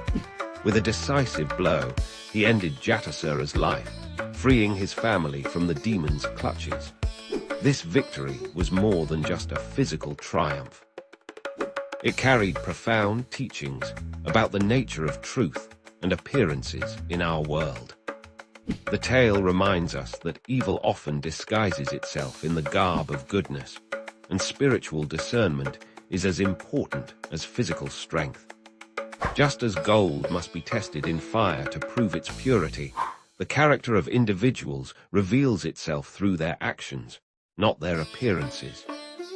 The story of Bhima and Jatasura also illustrates the concept of appropriate action in Hindu philosophy. While violence is generally discouraged, Dharma sometimes requires protective force to safeguard the righteous. Bhima's initial respect for the Brahmin, followed by his fierce protection of his family, once the demon's true nature was revealed, exemplifies this balanced approach to duty. In our modern world, this ancient tale remains remarkably relevant. It teaches us to look beyond surface appearances, to trust our instincts when something feels wrong, and to stand firmly in protection of what is right. The demon Jatasura's disguise as a Brahmin reminds us that the most dangerous deceptions often come wrapped in the most trustworthy packages. As we reflect on this story, we are reminded that true strength lies not just in physical power, but in the wisdom to discern truth from falsehood and the courage to act decisively when Dharma demands it. In Bhima's victory over Jatasura, we find a timeless lesson about the triumph of righteousness over deception and the importance of remaining vigilant in our pursuit of truth and justice. What makes someone worthy to rule? This question has haunted humanity since the dawn of civilization, and the ancient Greeks had their own fascinating answer. They believed that authority itself was divine, personified in a powerful deity named Kratos. In the shadowy realm of Greek mythology, Kratos was not just another god. He was the very embodiment of strength, power, and dominion. Born to the Titan's palace and Styx, Kratos emerged as one of the most formidable forces in the cosmic order, alongside his siblings Beer, Force, Nike, Victory, and Zealous, Zeal. Together, they represented the fundamental elements of authority and rule. When the great war between the Titans and Olympians erupted, Kratos made a decision that would shape the future of divine governance. He and his siblings sided with Zeus against their fellow Titans, recognizing that the world needed a new system of authority. This choice proved crucial in establishing the Olympian order we know from classical mythology. Picture the scene on Mount Olympus as Zeus ascended to power. Kratos stood at his right hand, a towering figure whose very presence commanded respect. It was through Kratos that Zeus implemented his system of divine hierarchy, a complex network of authority that would become the template for human governance for generations to come. The Greeks believed that Kratos served as Zeus's enforcer, ensuring that both gods and mortals respected the natural order of authority. When gods or humans challenged Zeus's supremacy, it was Kratos who helped maintain order. This relationship between supreme authority and enforced power became the model for earthly kingdoms and empires. But the Greeks understood something profound about authority. It wasn't just about brute force. The myth of Kratos teaches us that legitimate power requires a delicate balance of strength, justice, and divine right. This is why Kratos worked alongside other divine beings like Themis, justice, and Dike, fair judgment, to maintain cosmic harmony. One of the most dramatic examples of Kratos' role comes from the myth of Prometheus. When the Titan defied Zeus by giving fire to humanity, it was Kratos who carried out the punishment. Yet this wasn't just a show of force. It demonstrated how authority requires consequences for those who challenge established order, no matter their intentions. The system of authority established by Kratos and Zeus created a hierarchical structure that extended from Olympus down to the mortal realm. Gods held authority over specific domains, Poseidon over the seas, Hades over the underworld, Demeter over agriculture. Each deity answered to Zeus, creating a chain of command that humans would later mirror in their own institutions. This divine hierarchy influenced every aspect of ancient Greek society. Kings claimed their right to rule through divine mandate. Priests interpreted the will of the gods, and citizens understood their place within this grand cosmic order. The Greeks saw authority not as a human invention, but as a reflection of divine organization. The genius of the Greek understanding of authority lies in its recognition of power's complexity. Through Kratos, They acknowledged that authority requires strength, but through the wider pantheon, they showed that it also needs wisdom, justice, and divine blessing. This sophisticated view helped shape political philosophy for millennia to come. Even in our modern world, echoes of this ancient system resonate.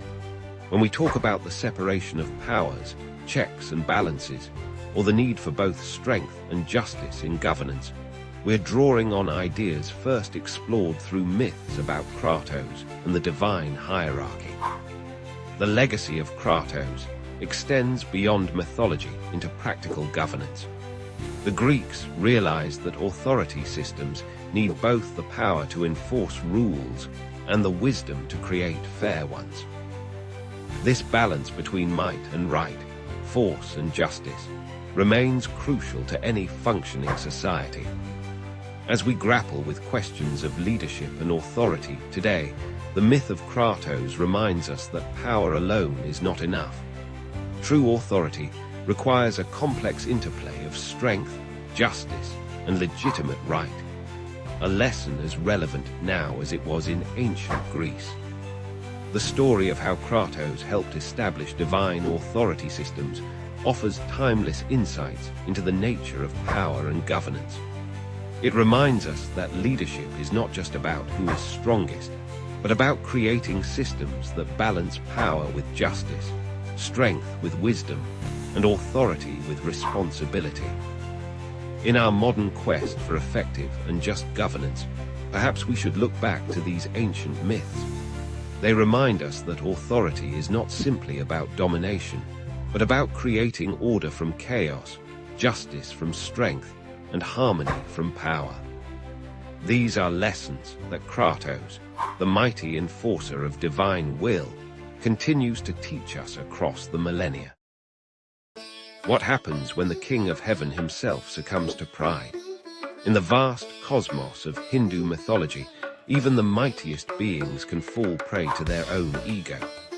This is the extraordinary tale of how Indra, the king of the gods, lost his celestial throne, all because of a simple flower garland. In the celestial realm of Swarga, Indra reigned supreme from his golden throne. As king of the gods, he commanded the forces of nature, wielded the thunderbolt Vajra, and received worship from both gods and mortals alike. His palace shimmered with divine splendor, and celestial beings danced in his courts. Yet power, even divine power, often plants the seeds of pride. One day, while Indra sat in his court surrounded by celestial musicians and dancers, the great sage Durvasa appeared at his gates. Durvasa, known throughout the three worlds for both his spiritual potency and his quick temper, carried with him a special garland. This was no ordinary wreath of flowers. It was blessed with divine fragrance and magical properties, gifted to him by a celestial being. Seeing Indra upon his throne, sage Durvasa approached with reverence and offered the magical garland as a gift. The garland emanated an otherworldly perfume that drew everyone's attention. Indra accepted the offering, but pride had already clouded his judgment. Instead of honoring the sacred gift, he casually placed it on his divine elephant, Airavata. The mighty elephant, not understanding the garland's significance, caught its scent and became intoxicated by its divine fragrance. In its excitement, it threw the garland to the ground and trampled it under its massive feet. This disrespect for a sacred gift from a great sage was a grave mistake, one that would shake the very foundations of heaven. Durvasa's eyes blazed with divine fury at this insult. His voice thundered through the celestial court as he pronounced his curse. "O Indra, your pride has overcome your wisdom. Just as you have disrespected this divine garland, so shall you lose all that you take pride in. The goddess of fortune, Lakshmi, shall abandon the realm of the gods." The curse took effect immediately. Dark clouds gathered over the celestial realm. The ever-blooming flowers of heaven began to wilt, and the eternal light dimmed. Lakshmi, the goddess of fortune and prosperity, arose from her seat and departed from Swarga. With her departure, the splendor of heaven began to fade, but the consequences didn't end there. Sensing the gods' weakness, the Asuras, the eternal adversaries of the Devas, saw their opportunity. Led by their mighty kings, they launched a massive assault on the heavenly realm. Without Lakshmi's blessing, the gods found their powers diminished. Even Indra's thunderbolt seemed to have lost its divine spark. The battle was fierce, but one-sided. The Asuras, empowered by the gods' misfortune, overwhelmed the celestial defenses. One by one, the divine beings were forced to flee their heavenly abode. Indra himself, the once proud king of heaven, had to abandon his throne and go into hiding. In their desperation, the gods sought counsel from Lord Vishnu, the preserver of the universe. Vishnu explained that Indra's pride had disrupted the cosmic balance. To regain their lost glory, the gods would need to undergo severe penance and learn the virtue of humility. They would have to churn the cosmic ocean in cooperation with their enemies, the Asuras, to bring forth Lakshmi once again. This great churning of the ocean, known as Samudra Manthan, became one of the most significant events in Hindu mythology. It taught both gods and demons that the greatest powers in the universe must be earned through effort and cooperation, not taken for granted through pride. Eventually, after great trials and sacrifices, Lakshmi emerged from the cosmic ocean. Seeing the genuine remorse in Indra and the other gods, and their newly learned humility, she returned to the heavenly realm. Indra regained his throne, but he was forever changed by this experience.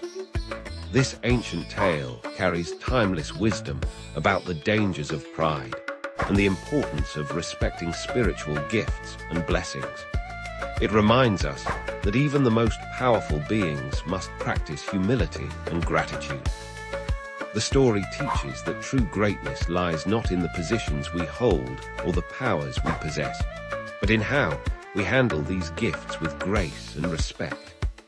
In our modern world, where pride and ego often drive our actions, Indra's fall serves as a powerful reminder. Whether we sit on golden thrones or simple chairs, whether we command armies or small teams, the lesson remains the same. Pride comes before a fall, but humility paves the way to lasting glory. Perhaps the next time we find ourselves swelling with pride over our achievements, we might remember the garland that brought down heaven's king. For in that remembrance lies the seed of wisdom that can prevent our own fall from grace. What would you do if 3 powerful goddesses asked you to judge their beauty? For Paris, Prince of Troy, this seemingly enviable task would trigger a chain of events leading to one of the most devastating wars in Greek mythology. Our story begins with a wedding celebration on Mount Olympus, home of the Greek gods. The sea nymph Thetis was marrying the mortal king Peleus, and all the gods and goddesses were invited, all except one.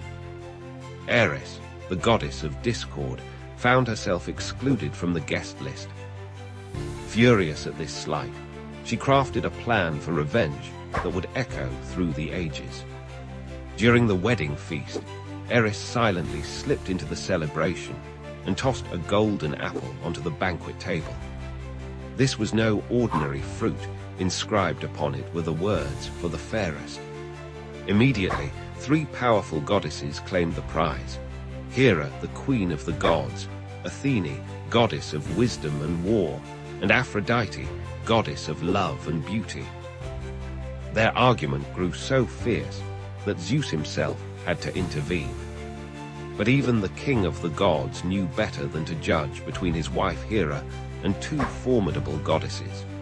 Instead, he chose a mortal to make this dangerous decision, Paris, a shepherd prince of Troy, known for his fair judgment. What Zeus didn't mention was that Paris's decision would shape the destiny of nations. The three goddesses approached Paris on Mount Ida, where he tended his flocks, unaware of his true royal identity. Each goddess attempted to sway Paris with magnificent promises. Hera, resplendent in her royal glory, stepped forward first. "Choose me," she offered, "and I will make you the ruler of all Asia. You'll have power beyond your wildest dreams." Her words painted visions of vast kingdoms and unlimited authority. Athene came next, her grey eyes gleaming with divine wisdom. "Select me," she declared, "and I will make you the greatest warrior and strategist who ever lived. You'll never lose a battle, and your name will be remembered for centuries." Lastly, Aphrodite approached, her beauty already working its enchanting power.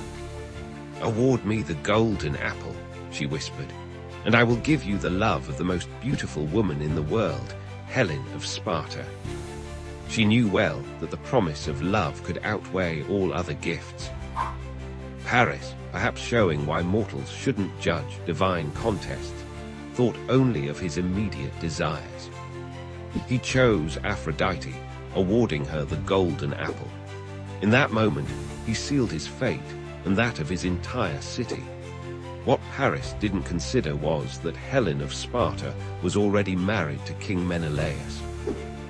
When Aphrodite helped Paris win Helen's heart and the couple fled to Troy, they ignited a powder keg of political alliances. Menelaus called upon his brother Agamemnon and all the kings of Greece who had once sworn to protect Helen's marriage. The result was the legendary Trojan War, a decade-long siege that would see countless heroes fall, both Greek and Trojan. The greatest warriors of the age would clash before Troy's mighty walls: Achilles, Hector, Ajax, and many more. All because of a beauty contest and a golden apple. The story of Paris's judgment teaches us timeless lessons about the consequences of our choices. It shows how personal desires can have far-reaching effects, how vanity and pride can blind even the mighty, and how a single decision can change the course of history. This tale has captivated audiences for thousands of years, inspiring countless works of art, literature, and drama. The image of three goddesses competing for beauty's prize appears in Renaissance paintings, while the tragic consequences of Paris's choice have been retold in everything from ancient epic poems to modern novels. Perhaps most importantly, the story reminds us that even the gods were susceptible to very human flaws: vanity, jealousy, and pride. It shows us that power doesn't equal wisdom, and that seemingly simple choices can have complex and far-reaching consequences. The judgment of Paris stands as a cautionary tale about the price of beauty, the power of choice, and the dangerous game of playing favorites among the gods. It reminds us that sometimes the most attractive option isn't the wisest choice, and that personal desire can blind us to the bigger picture. In the end, Paris's decision would cost him everything. His city would burn, his family would fall, and he himself would die before Troy's defeat. All because he was asked to judge what no mortal should: the beauty of the divine. Have you ever wondered what everything in existence is made of? The ancient sages of India pondered this very question thousands of years ago, and their profound insights were recorded in the Upanishads, the philosophical texts that form the essence of Vedic wisdom. According to these sacred texts, everything in the universe, from the smallest grain of sand to the largest celestial body, is composed of 5 fundamental elements: earth, Prithvi; water, Jal; fire, Agni; air, Vayu; and space, Akasha. But these elements are far more than just physical matter. They represent the very fabric of consciousness itself. Let's begin with Akasha, or space. The Upanishads teach that space is the most subtle of all elements. It's not just the empty void between objects, but the infinite canvas upon which all of creation unfolds. Space represents the unlimited potential from which everything emerges. Within your own being, space manifests as the capacity for awareness itself, the silent witness that observes all your thoughts and experiences. From space emerges air or vayu. Air represents movement, the dynamic force that brings life to the universe. In nature, we see it as the winds that shape our world. In our bodies, air manifests as breath, the vital force that keeps us alive. The ancient texts speak of how air carries prana, the life force that animates all beings. When you take a conscious breath, you're connecting with this primordial element of movement and vitality. The element of fire, or Agni, emerges from air. Fire represents transformation and illumination. In the external world, we see it as the sun's radiance and the warmth that nurtures life. Within us, fire manifests as our digestive power, our intelligence, and our ability to transform knowledge into wisdom. The Upanishads teach that fire is the element of purification, burning away ignorance to reveal truth. Water, or jal, emerges from fire. Water represents fluidity, adaptability, and cohesion. In nature, we see it forming oceans, rivers, and rain, the lifeblood of our planet. Within our bodies, water manifests as blood, lymph, and other vital fluids. The ancient sages observed that water has the unique ability to take any shape while maintaining its essential nature, teaching us the wisdom of adaptability while staying true to our core. Finally, we arrive at Earth, or Prithvi, the most dense and tangible of all elements. Earth represents form, stability, and manifestation. In the world around us, we see it as mountains, crystals, and the ground beneath our feet. Within our bodies, Earth manifests as our bones, muscles, and physical structure. The Upanishads teach that Earth provides the foundation for all spiritual growth, reminding us that even the highest consciousness needs a stable base. These elements don't exist in isolation. They continuously interact and transform into one another. The heat of fire can turn water into air through evaporation. Air can be compressed into liquid form. Earth dissolves in water. This constant dance of elements reflects the dynamic nature of existence itself. But the wisdom of the five elements goes beyond physical understanding. Each element corresponds to one of our senses: space to sound, air to touch, fire to sight, water to taste, and earth to smell. By understanding these connections, we gain insight into how we perceive and interact with reality. The Upanishads teach that mastering knowledge of these elements leads to profound spiritual realization. When we recognize how these elements manifest both in the universe and within ourselves, we begin to understand the fundamental unity of existence. As the ancient text declares, Yat Pind Tat Brahman. What is in the microcosm is also in the macrocosm.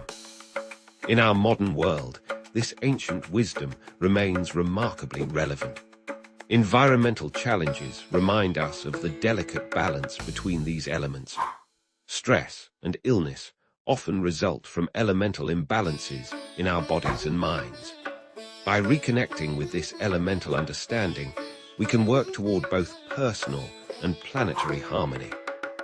The five elements teaching isn't just an ancient theory. It's a practical framework for understanding ourselves and our relationship with the cosmos. Each breath we take connects us with air, each warm sunbeam with fire, each drink of water with water, each step on solid ground with earth, and each moment of awareness with space. As we conclude our exploration of the five elements, remember that you are not separate from these fundamental forces. You are a living expression of them. In understanding their nature, you understand yourself. In harmonizing with them, you find balance. And in recognizing their unity, you glimpse the profound truth that the Upanishads point to, the ultimate oneness of all existence. Deep in the shadows of an ancient forest, where darkness holds secrets untold, a fierce demoness prowls the night. But on this particular evening, she will encounter a force that will forever change her destiny and challenge everything we think we know about the nature of good and evil. In the aftermath of the great fire at the House of Lac, the 5 Pandava brothers and their mother Kunti find themselves deep in the wilderness. They have narrowly escaped death at the hands of their cousins, the Kauravas, who sought to burn them alive. Exhausted from their journey, they take shelter in the forest, taking turns to keep watch while others rest. It is Bhima's turn to guard his family. As the strongest of the Pandava brothers, blessed with the might of 10,000 elephants, he stands vigilant in the moonlit forest. Unknown to him, these woods are the domain of a powerful demon clan, led by the fearsome Hidimba and his sister Hidimbai. Hidimba catches the scent of humans and sends his sister to investigate, commanding her to bring back these intruders for their feast. Hidimbai, taking the form of a beautiful maiden, approaches the Pandava camp. But as she spots Bhima, something extraordinary happens. The demoness, known for her fearsome appetite for human flesh, finds her heart stirring with an unfamiliar emotion. For the first time in her life, Hidimbai feels love. The sight of the mighty Bhima, standing guard over his sleeping family, awakens something pure within her demonic nature. In that moment, she realizes she cannot harm him or his family. Instead, she reveals her true form and warns Bhima about her brother's imminent attack. Bhima, initially suspicious, sees the genuine transformation in Hidimbai's heart. But before their conversation can continue, the forest trembles with the approaching footsteps of Hidimba. The demon chief, enraged by his sister's betrayal, emerges from the darkness like a mountain of terror, his eyes blazing with bloodlust. What follows is a battle that shakes the very foundation of the forest. Bhima, with his extraordinary strength, meets Hidimba's ferocious attacks. Trees are uprooted as weapons, boulders are hurled like pebbles, and the sound of their combat echoes through the wilderness. The two mighty beings engage in a fierce wrestling match, each trying to overpower the other. While the battle rages on, Hidimbai's transformation continues to deepen. She prays for Bhima's victory, her former demonic nature giving way to compassion and devotion. The fight between Bhima and Hidimba becomes more than just a contest of strength. It represents the eternal struggle between Dharma and Adharma, between righteousness and evil. As dawn approaches, Bhima finally gains the upper hand. With a mighty roar that splits the morning air, he lifts Hidimba high above his head and brings him crashing down with devastating force. The demon chief's reign of terror ends with the rising sun, his body broken upon the forest floor. But this is not merely a tale of good triumphing over evil. What follows reveals the true heart of Hindu philosophy, the potential for transformation that exists within every being. Hidimbai, the demoness who chose love over her inherent nature, approaches Kunti with humility and devotion. She speaks of her love for Bhima and her desire to join their family. Kunti, seeing the genuine change in Hidimbai, and after consulting with her eldest son Yudhishthira, gives her blessing. With the sage Vyasa's counsel, Bhima and Hidimbai are married, though with one condition: they would part ways after the birth of their child. Their union produces a son, Ghatotkacha, who would later play a crucial role in the Great War of Kurukshetra. Hidimbai returns to the forest, but not as the fearsome demoness she once was. She remains devoted to Bhima and raises their son to be a powerful ally of the Pandavas. This tale from the Mahabharata teaches us profound truths about the power of love to transform even the most fearsome hearts. It shows us that Dharma, righteous living, is not limited by birth or nature, but by the choices we make. Hidimbai's transformation from a flesh-eating demoness to a loving wife and mother demonstrates that the capacity for good exists within all beings. The story also reveals the wisdom of looking beyond appearances and prejudices. The Pandavas, despite their initial fear, accepted Hidimbai based on her actions and the purity of her intentions, not her demonic origins. This acceptance led to the birth of Ghatotkacha, proving that unexpected alliances can bring forth powerful results. In our modern world, where we often judge others based on superficial differences, the tale of Bhima and Hidimbai reminds us to look deeper. It teaches us that love has the power to transcend boundaries of species, social status, and even the distinction between divine and demonic nature. Just as the forest that once echoed with the sounds of terrible combat became a place of transformation and new beginnings, we too can transform our prejudices into understanding, our fears into acceptance, and our differences into strength. This is the timeless wisdom that the Mahabharata continues to share with us, generation after generation.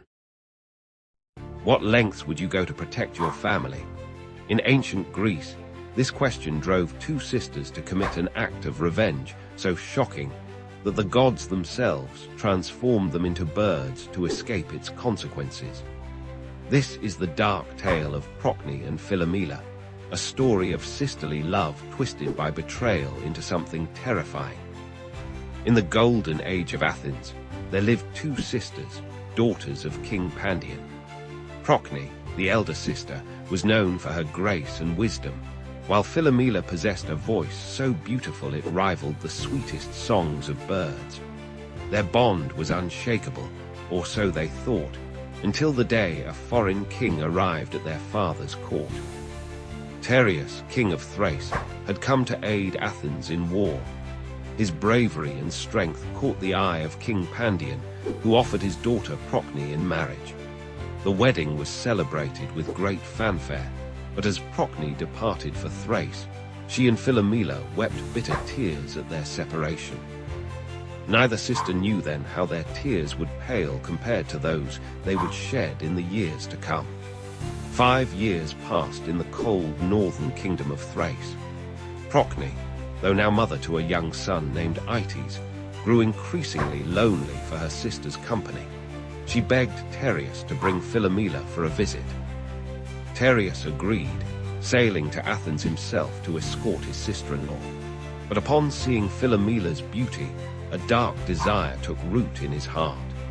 After convincing King Pandion to let Philomela visit her sister, Tereus led her not to his palace, but to a remote woodland cabin. There, he revealed his true nature. He attacked Philomela, and when she threatened to tell everyone of his crime, he committed an act of unspeakable cruelty. He cut out her tongue. Imprisoned in the cabin, Philomela found herself trapped in silence. But the sisters' story teaches us that the human spirit cannot be so easily crushed. Unable to speak, Philomela turned to her loom. Over many months, she wove a tapestry depicting Tereus's crimes in vivid detail. She convinced a servant to deliver this message to her sister. When Procne saw the tapestry, her world shattered. The husband she had trusted had destroyed her beloved sister's life. Grief turned to rage, and rage to a terrible plan. During the festival of Dionysus, when women roamed the forests in sacred celebration, Procne rescued her sister from captivity. The sister's revenge would shock even the gods. Procne, consumed by the desire to make Tereus suffer as they had suffered, committed an unthinkable act. She killed her own son, Archilles, and served him to his unsuspecting father at a feast. Only after Tereus had eaten did the sisters reveal what he had consumed. As Tereus realized the truth, he flew into a murderous rage. He chased the sisters with his sword drawn, intent on destroying them. But the gods, witnessing this spiral of violence and vengeance, chose to intervene. In a moment of divine transformation, they changed all three into birds. Procne became a nightingale, forever singing songs of mourning for her son. Philomela was transformed into a swallow, condemned to make only harsh, twittering sounds with her lost voice. Tereus became a hoopoe, destined to wear a crown of feathers as a cruel reminder of his royal status, and to live as a bird of unclean habits.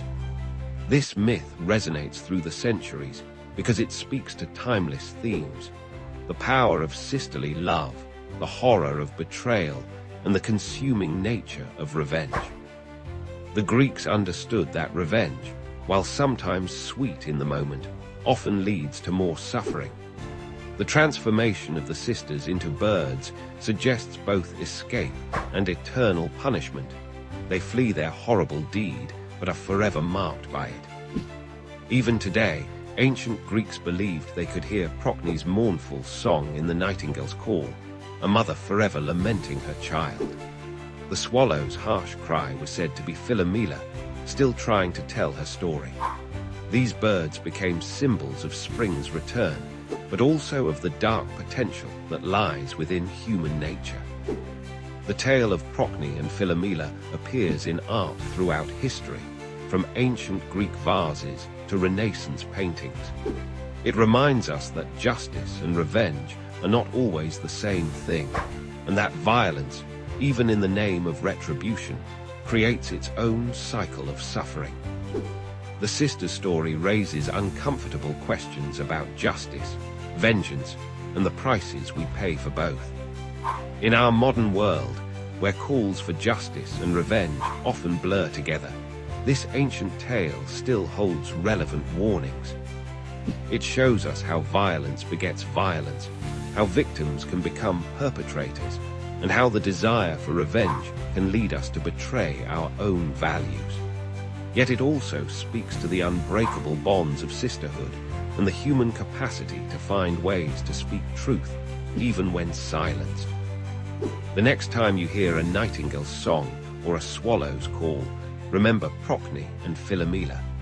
Their story reminds us that while the path of revenge may seem sweet, it often leads to transformations we never intended.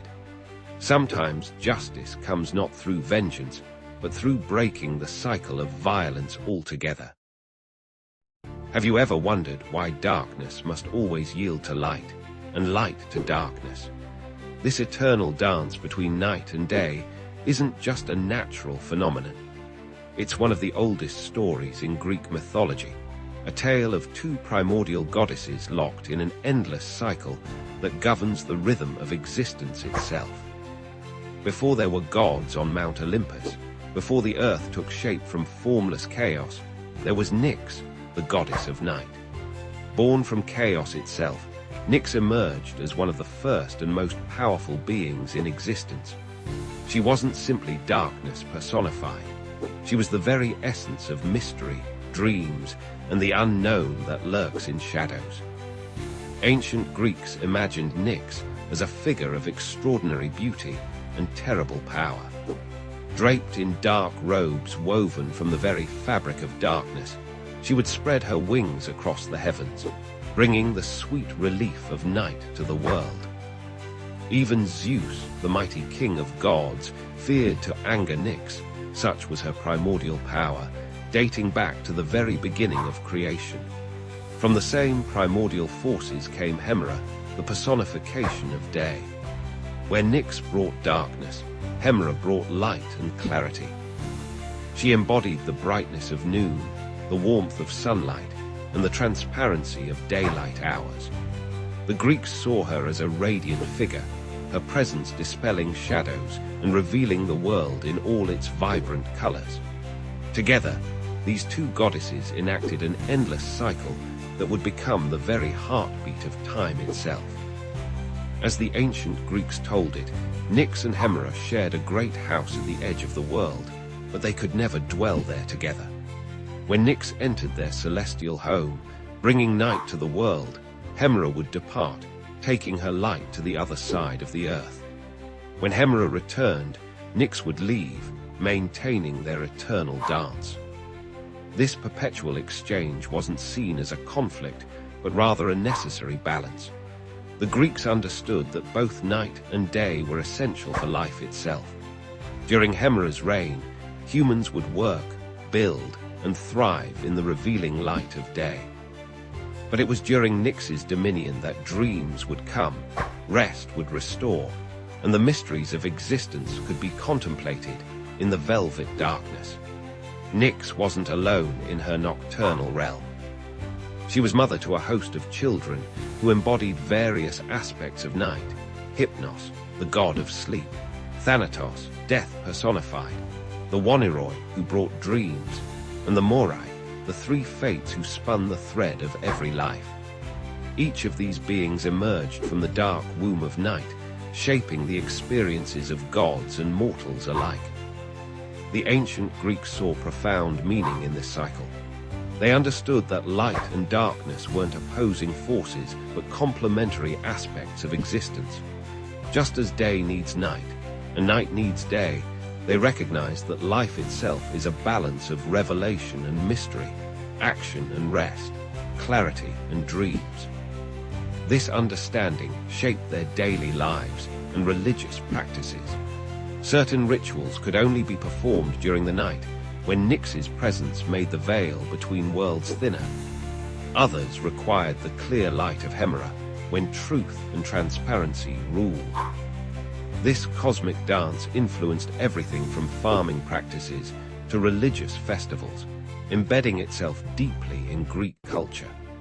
The story of Nyx and Hemera resonates even today, reminding us of the importance of cycles and balance in our lives. In our modern world of artificial light and 24-hour activity, their tale speaks to something primal within us: the need for both activity and rest, for both illumination and shadow. Scientists now understand the biological importance of the day-night cycle, how it regulates our circadian rhythms and influences our health. Yet thousands of years ago, the Greeks captured this wisdom in their mythology, personifying these forces as goddesses locked in an eternal dance. When we witness the sun setting and the stars emerging, we're watching the same celestial ballet that inspired the ancient Greeks. Every sunset is Hemera departing. Every dawn is Nyx yielding to her counterpart. This endless cycle continues, maintaining the rhythm that has governed life since time began. In a world that often seems chaotic and unpredictable, the story of Nyx and Hemera reminds us that some patterns are eternal. Their dance continues, as it has since the beginning, marking time, governing life, and maintaining the delicate balance between light and shadow that makes our existence possible.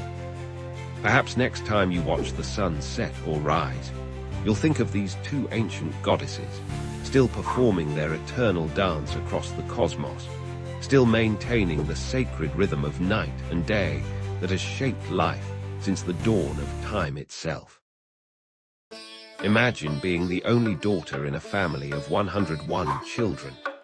In the grand epic of Mahabharata, this extraordinary destiny belonged to one princess, Dusala, the sole sister of the 100 Kaurava brothers. Her story is a testament to the mysterious ways of divine will and the intricate tapestry of fate that shapes our existence.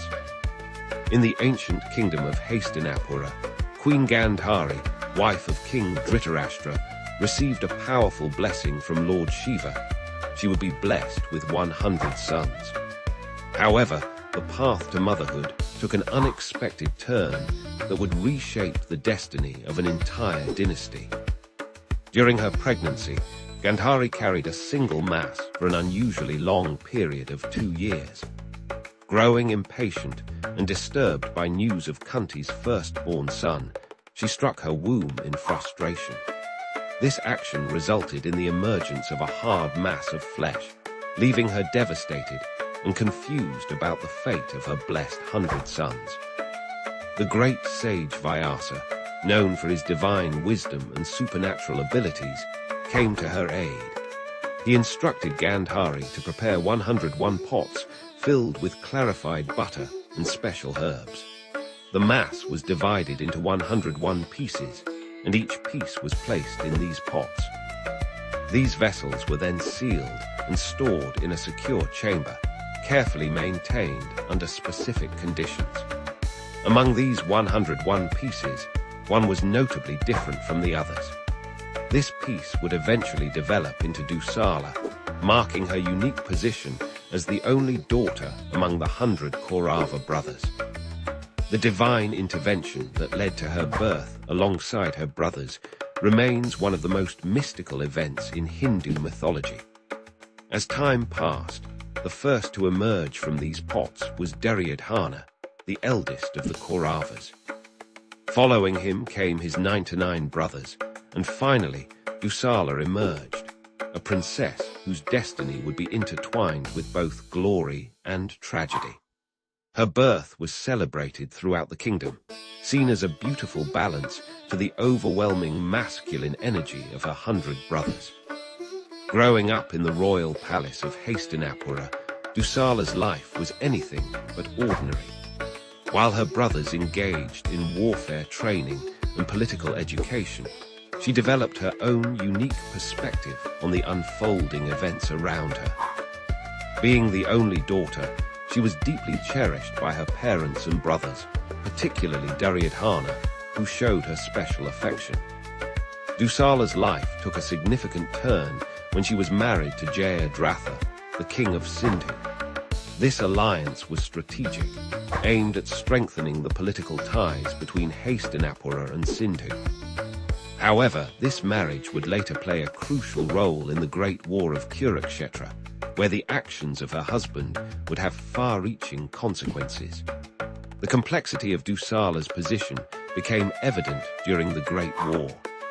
She found herself torn between loyalty to her brothers and the reality of the conflict that engulfed her family. Her husband Jayadratha became a key figure in the war, particularly in the events leading to the death of Abhimanyu, Arjuna's son. Through all the turmoil, Dusala maintained her dignity and strength. When most of her brothers fell in the war, and her husband met his fate at the hands of Arjuna, she faced these tragedies with remarkable resilience.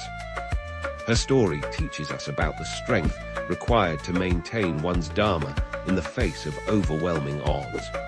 In Hindu philosophy, Dusala's birth and life represent the concept of divine balance.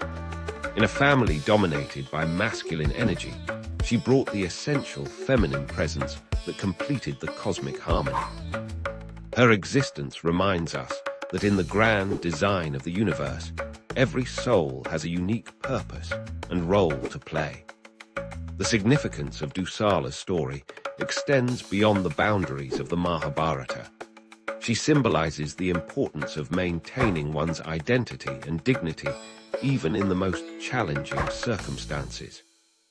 Her life teaches us about the complexity of family bonds, the weight of destiny, and the strength required to navigate through the storms of life. In modern context, Dusala's story resonates with themes of individuality, family dynamics, and the challenge of maintaining one's principles in complex situations. Her unique position as the only daughter among 100 brothers offers valuable insights into handling exceptional circumstances with grace and courage. As we reflect on Dusala's story, we learn that being different is not a weakness, but a source of unique strength. In a world that often demands conformity, her tale reminds us that our unique position in life, no matter how challenging, serves a greater purpose in the cosmic order of things. The story of Dusala, the princess among warriors, continues to inspire and teach us about the delicate balance between destiny and free will, between family duty and personal truth, and between the masculine and feminine energies that govern our universe. Imagine a world where dragons command the seas, where mirrors hold divine powers, and where every tree and stone pulses with sacred energy. This is the realm of Japanese mythology, where reality and magic dance together in an eternal embrace, shaping a culture that continues to captivate our imagination today. In the beginning, there was only chaos, a formless void where heaven and earth were one. From this primordial soup emerged the first deities, the kami, who would shape the world we know. As their celestial spear stirred the cosmic waters, the first drops that fell became the Japanese archipelago, a divine creation that would become the stage for countless mythological tales. At the heart of Japanese mythology stands Amaterasu, the radiant sun goddess. Born from the left eye of the creator deity Izanagi, she rules the heavens with grace and power. But even gods face struggles, as shown in the famous tale of her retreat into a cave. When her brother Susanoo, the storm god, wreaked havoc in her heavenly domain, Amaterasu withdrew into a cave, plunging the world into darkness. Only through the clever plan of other deities, involving a mirror, jewels, and a sacred dance, was she finally lured out, returning light to the world. The relationship between gods and humans in Japanese mythology is uniquely intimate. Unlike the distant deities of other cultures, the kami exist in everything around us, in mountains, rivers, trees, and even everyday objects. This belief system, known as Shinto, teaches that the divine is not separate from nature, but is nature itself. Every rustle of leaves could be the whisper of a forest spirit, every unexpected event the work of unseen forces. Japanese mythology teems with supernatural creatures known as yokai. These beings range from the mischievous to the malevolent, from the shape-shifting kitsune fox spirits to the mysterious kappa water imps. The terrifying Oni demons and the ethereal Tengu mountain spirits populate tales that have been passed down through generations, serving as both entertainment and moral instruction. One of the most beloved figures in Japanese mythology is Inari, the deity of fertility, rice, and prosperity. Accompanied by white fox messengers, Inari's shrines dot the Japanese landscape, marked by distinctive red torii gates. These foxes, believed to possess powerful magic, can transform into human form, leading to countless tales of mystery and deception. The imperial family of Japan traces its lineage directly to the gods through Ninigi, grandson of Amaterasu. According to legend, he descended from heaven bearing 3 sacred treasures: a mirror representing wisdom, a sword symbolizing courage, and a jewel embodying benevolence. These imperial regalia remain powerful symbols in Japanese culture, connecting the present to its mythological past. Dragons hold a special place in Japanese mythology, different from their Western counterparts. Japanese dragons are wise, water-dwelling beings associated with rainfall and good fortune. The Dragon King's underwater palace, Ryugujo, features in many tales, including the famous story of Urashima Taro, who spent what seemed like days in this magical realm, only to return home to find centuries had passed. The concept of transformation runs deep in Japanese mythology. Tales abound of humans turning into animals, objects gaining consciousness, and spirits taking physical form. The story of the crane wife, where a grateful crane transforms into a beautiful woman to marry her rescuer, reflects the Japanese belief in the fluid boundaries between the natural and supernatural worlds. Modern Japan still pulses with these ancient beliefs. Shinto shrines and Buddhist temples stand amid gleaming skyscrapers. People still observe traditions rooted in mythology, from New Year's visits to shrines to seasonal festivals honoring local kami. Contemporary anime and manga draw heavily from these ancient tales, reimagining gods and yokai for new generations. The influence of Japanese mythology extends far beyond Japan's shores. Its unique aesthetic and philosophical elements have inspired countless works of art, literature, and entertainment worldwide. The emphasis on harmony between humans and nature, the respect for unseen forces, and the belief in transformation and renewal continue to resonate in our modern world. These myths remind us that the extraordinary lies within the ordinary, that divinity can be found in the simplest aspects of nature, and that the line between the magical and the mundane is thinner than we might think. In a world increasingly dominated by technology and rationality, Japanese mythology offers an enchanting alternative perspective. One where every sunrise is the work of a Materasu, where every unexplained occurrence might be the doing of a playful yokai, and where the sacred still dwells in the everyday world around us. Imagine waking up tomorrow with an extraordinary ability. Every object you touch reveals its complete history and future, playing like a movie in your mind. From the morning coffee mug showing its creation in a factory to the ancient ring predicting its fate centuries ahead. Suddenly, every item tells its story. But as we're about to discover, this power would transform our world in ways you'd never expect. Let's start with what seems obvious. Crime would change forever. Touch a murder weapon, and you'd instantly know who wielded it. Touch a stolen painting, and you'd see every hand it passed through. But here's where it gets interesting. Criminals would adapt. They'd start wearing special gloves, not to avoid leaving fingerprints, but to avoid imprinting their future actions onto objects. An entirely new branch of forensics would emerge, focusing on objects' stored memories rather than physical evidence. But the implications run deeper than crime solving. Imagine the antique market turning upside down overnight. That supposedly ancient vase, one touch reveals it was actually made last month in a basement in Ohio.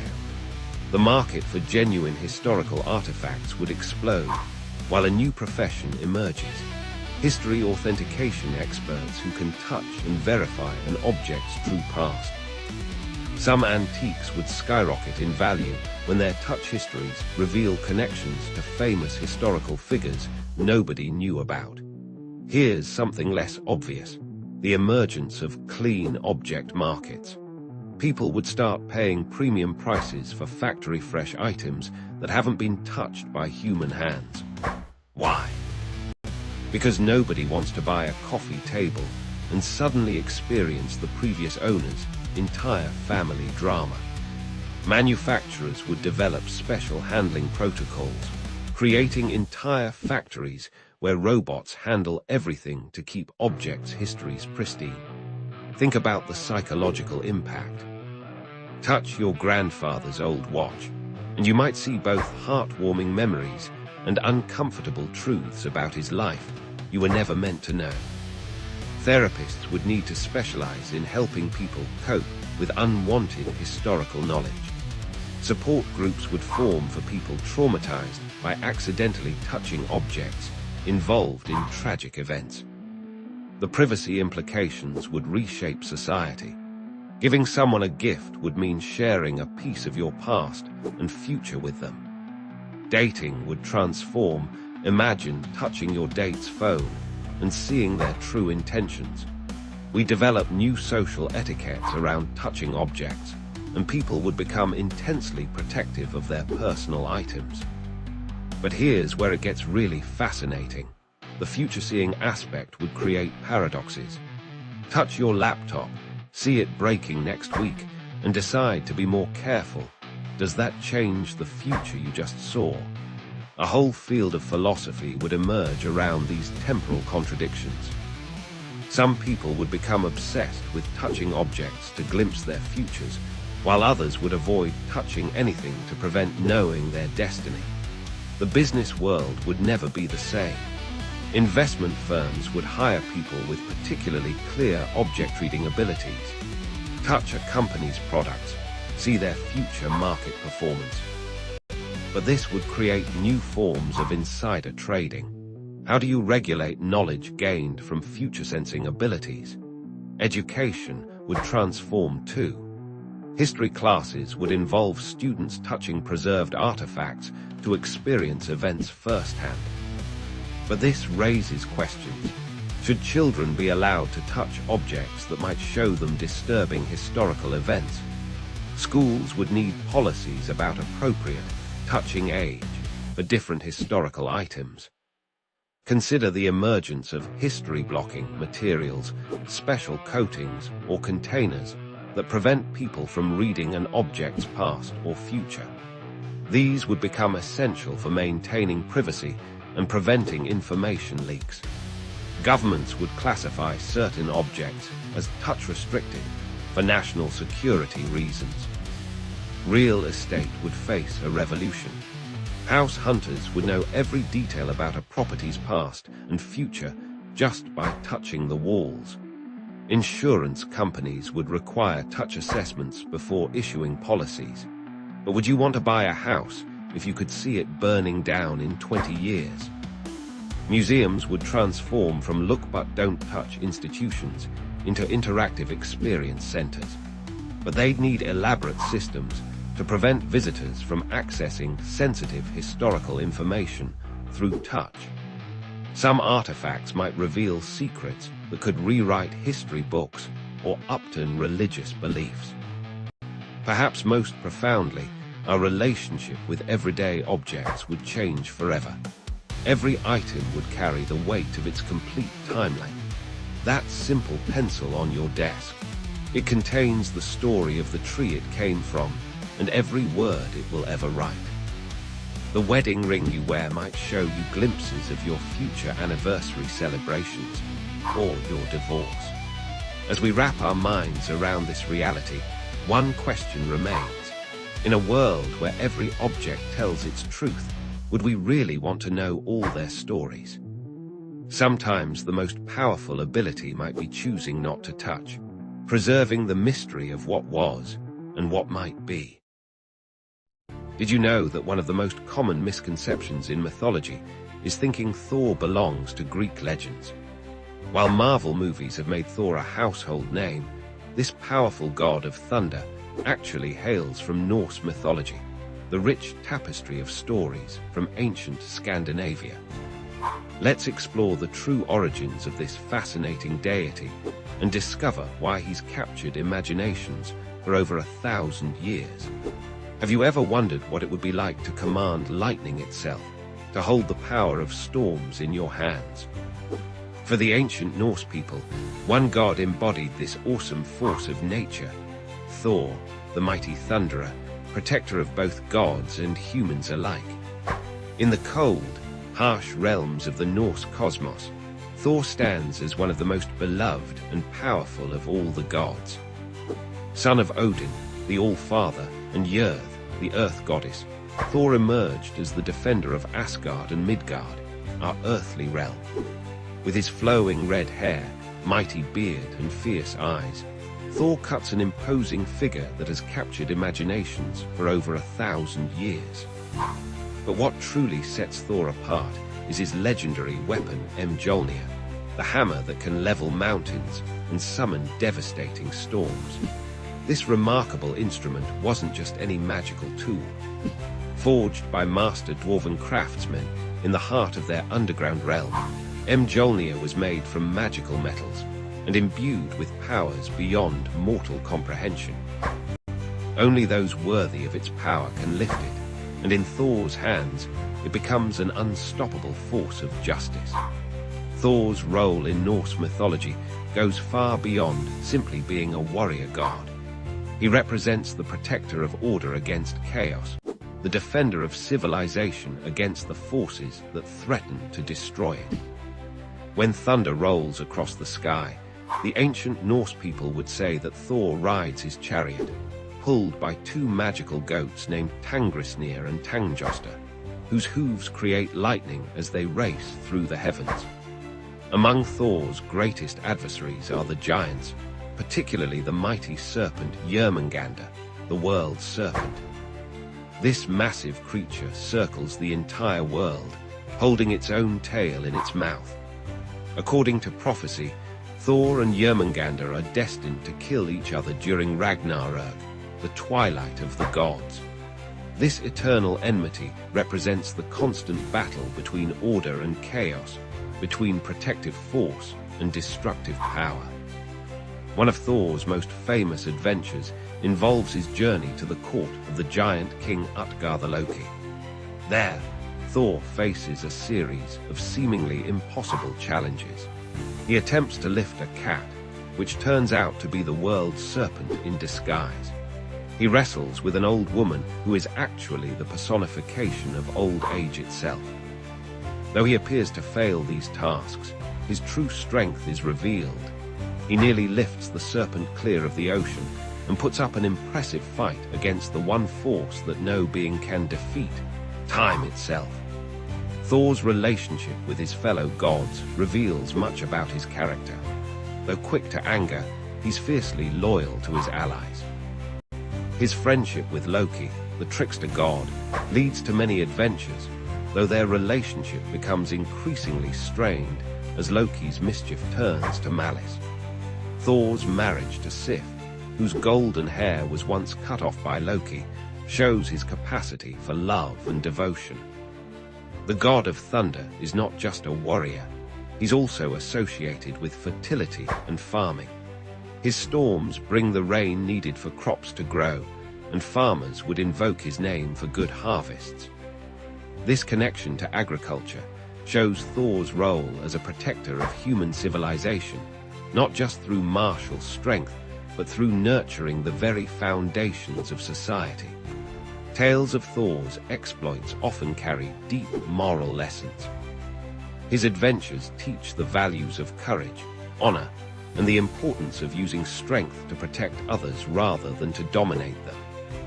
When Thor loses his hammer to the giant Thrym, he must humble himself and dress as a bride to retrieve it, showing that even the mightiest must sometimes set aside their pride for the greater good. Thor's influence extends far beyond the ancient Norse world. His name lives on in our modern calendar. Thursday literally means Thor's Day. His stories have inspired countless works of art, literature, and entertainment throughout the centuries. From medieval Scandinavian churches to modern comic books and blockbuster movies, Thor continues to capture our imagination. In recent decades, Thor has found new life in popular culture, though often quite different from his mythological origins. While modern interpretations may differ from the ancient tales, they still capture essential aspects of his character, the protector, the warrior who fights for justice, the god who, despite his immense power, shows great care for the mortal world. The enduring appeal of Thor lies in what he represents: the power of nature harnessed for good, the ideal of strength used in service of others, and the eternal struggle between order and chaos. In an age of environmental crisis and social upheaval, these themes resonate perhaps more strongly than ever. As we conclude our journey through the legend of Thor, remember that his stories are more than just tales of a powerful god with a magical hammer. They're reflections of human hopes and fears, of our desire for protection in an uncertain world, and of the eternal truth that true strength lies not just in the ability to strike down enemies, but in the wisdom to know when and how to use that power for the benefit of all. Have you ever wondered if love could be so powerful that it could transform a mortal into a goddess? In ancient Greece, they told a tale that proved exactly that, the extraordinary story of Psyche and Cupid, where mortal beauty dared to challenge divine law, and love conquered all obstacles in its path. In a distant Greek kingdom, there lived a princess named Psyche, whose beauty was so breathtaking that people began worshipping her instead of Venus, the goddess of love and beauty. Mortals abandoned Venus's temples, leaving them covered in dust, while they flocked to catch a glimpse of Psyche's radiant face. Yet despite her divine-like appearance, Psyche felt desperately alone. No mortal man dared to court someone so beautiful they thought she must be a goddess. Venus, consumed by jealousy, devised a cruel plan. She commanded her son Cupid, the mischievous god of love, to make Psyche fall in love with the most hideous creature on earth. But fate had other plans. When Cupid saw Psyche, he was so startled by her beauty that he accidentally pricked himself with his own arrow of love. In that instant, the god of love himself fell hopelessly in love with the mortal princess. Concerned by their daughter's lack of suitors, Psyche's parents consulted an oracle of Apollo. The oracle's response was devastating.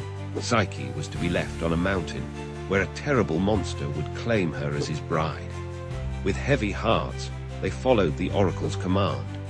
But instead of a monster, the gentle west wind carried Psyche to a magnificent palace floating among the clouds. In this magical palace, invisible servants attended to Psyche's every need. And each night, in complete darkness, her mysterious husband would visit her. He made one condition: she must never attempt to see his face. For a time, Psyche lived in perfect happiness, though she longed to know the identity of her loving husband. But happiness rarely stays unchallenged. Psyche's jealous sisters visited and planted seeds of doubt in her mind. They convinced her that her unseen husband must be the prophesied monster, plotting to devour her. One fateful night, consumed by curiosity and fear, Psyche lit a lamp while her husband slept. There she saw not a monster, but the breathtakingly beautiful god of love himself. In her surprise, Psyche's hand trembled, and a drop of hot oil fell on Cupid's shoulder. He awoke, and in his pain and betrayal, flew away, leaving Psyche alone in the now empty palace. The magical servants vanished, and the beautiful home crumbled to dust around her. But Psyche refused to accept defeat. If love could transform a god into a gentle husband, perhaps it could transform a mortal into someone worthy of divine love. Thus began Psyche's impossible quest to win back Cupid's love. Venus, still burning with jealousy, set 4 seemingly impossible tasks for the mortal girl. First, she had to sort a massive pile of mixed grains before sunset. Tiny ants, moved by her dedication, came to her aid. Next, she had to gather golden wool from violent, deadly sheep. A river reed whispered the secret of collecting wool caught in brambles instead. The third task required collecting water from the source of the river Styx, where dragons guarded the treacherous cliffs. Jupiter's eagle himself helped her complete this task, but the final challenge seemed truly impossible. Venus demanded Psyche journey to the underworld itself to bring back a portion of Prosperna's beauty in a box. Guided by a mysterious voice, Psyche navigated the dangers of the underworld. She avoided the temptation to help suffering souls, kept coins in her mouth for Charon the ferryman, and gave treats to Cerberus, the 3-headed guard dog. Yet after successfully completing her mission, curiosity once again got the better of her. Psyche opened the box, hoping to take a tiny bit of divine beauty for herself. But the box contained no beauty. Instead, it held the sleep of the dead. As Psyche fell into a death-like slumber, Cupid, who had been watching over her throughout her trials, could no longer stay away. His love for her had only grown as he witnessed her courage and determination. He wiped the deadly sleep from her eyes and pleaded with Jupiter to make their love legitimate. Moved by their devotion, Jupiter granted Psyche immortality. Even Venus, seeing how far a mortal would go for love, finally accepted their union. Psyche became the goddess of the soul, and her marriage to Cupid was celebrated with a grand feast on Mount Olympus. Their daughter was named Volupta's pleasure, symbolizing the union of love and the soul. This timeless tale reminds us that true love requires more than just physical beauty. It demands trust, courage, and perseverance. Psyche's journey from mortal to goddess shows us that love has the power to transform not just our circumstances, but our very being. Her story has inspired countless artists and writers throughout history, from ancient Roman frescoes to Renaissance paintings, and continues to captivate audiences today. In the end, Psyche and Cupid's story teaches us that the greatest obstacles to love often come from our own doubts and fears. Yet when we face these challenges with determination and faith, even the impossible becomes possible. After all, isn't that what love is all about? Believing in something greater than ourselves, even when the gods themselves seem to stand in our way. Have you ever wondered what happens when two ancient Greek gods clash over the mastery of nature itself? Imagine waves as tall as mountains crashing against the shores of Greece, while a goddess stands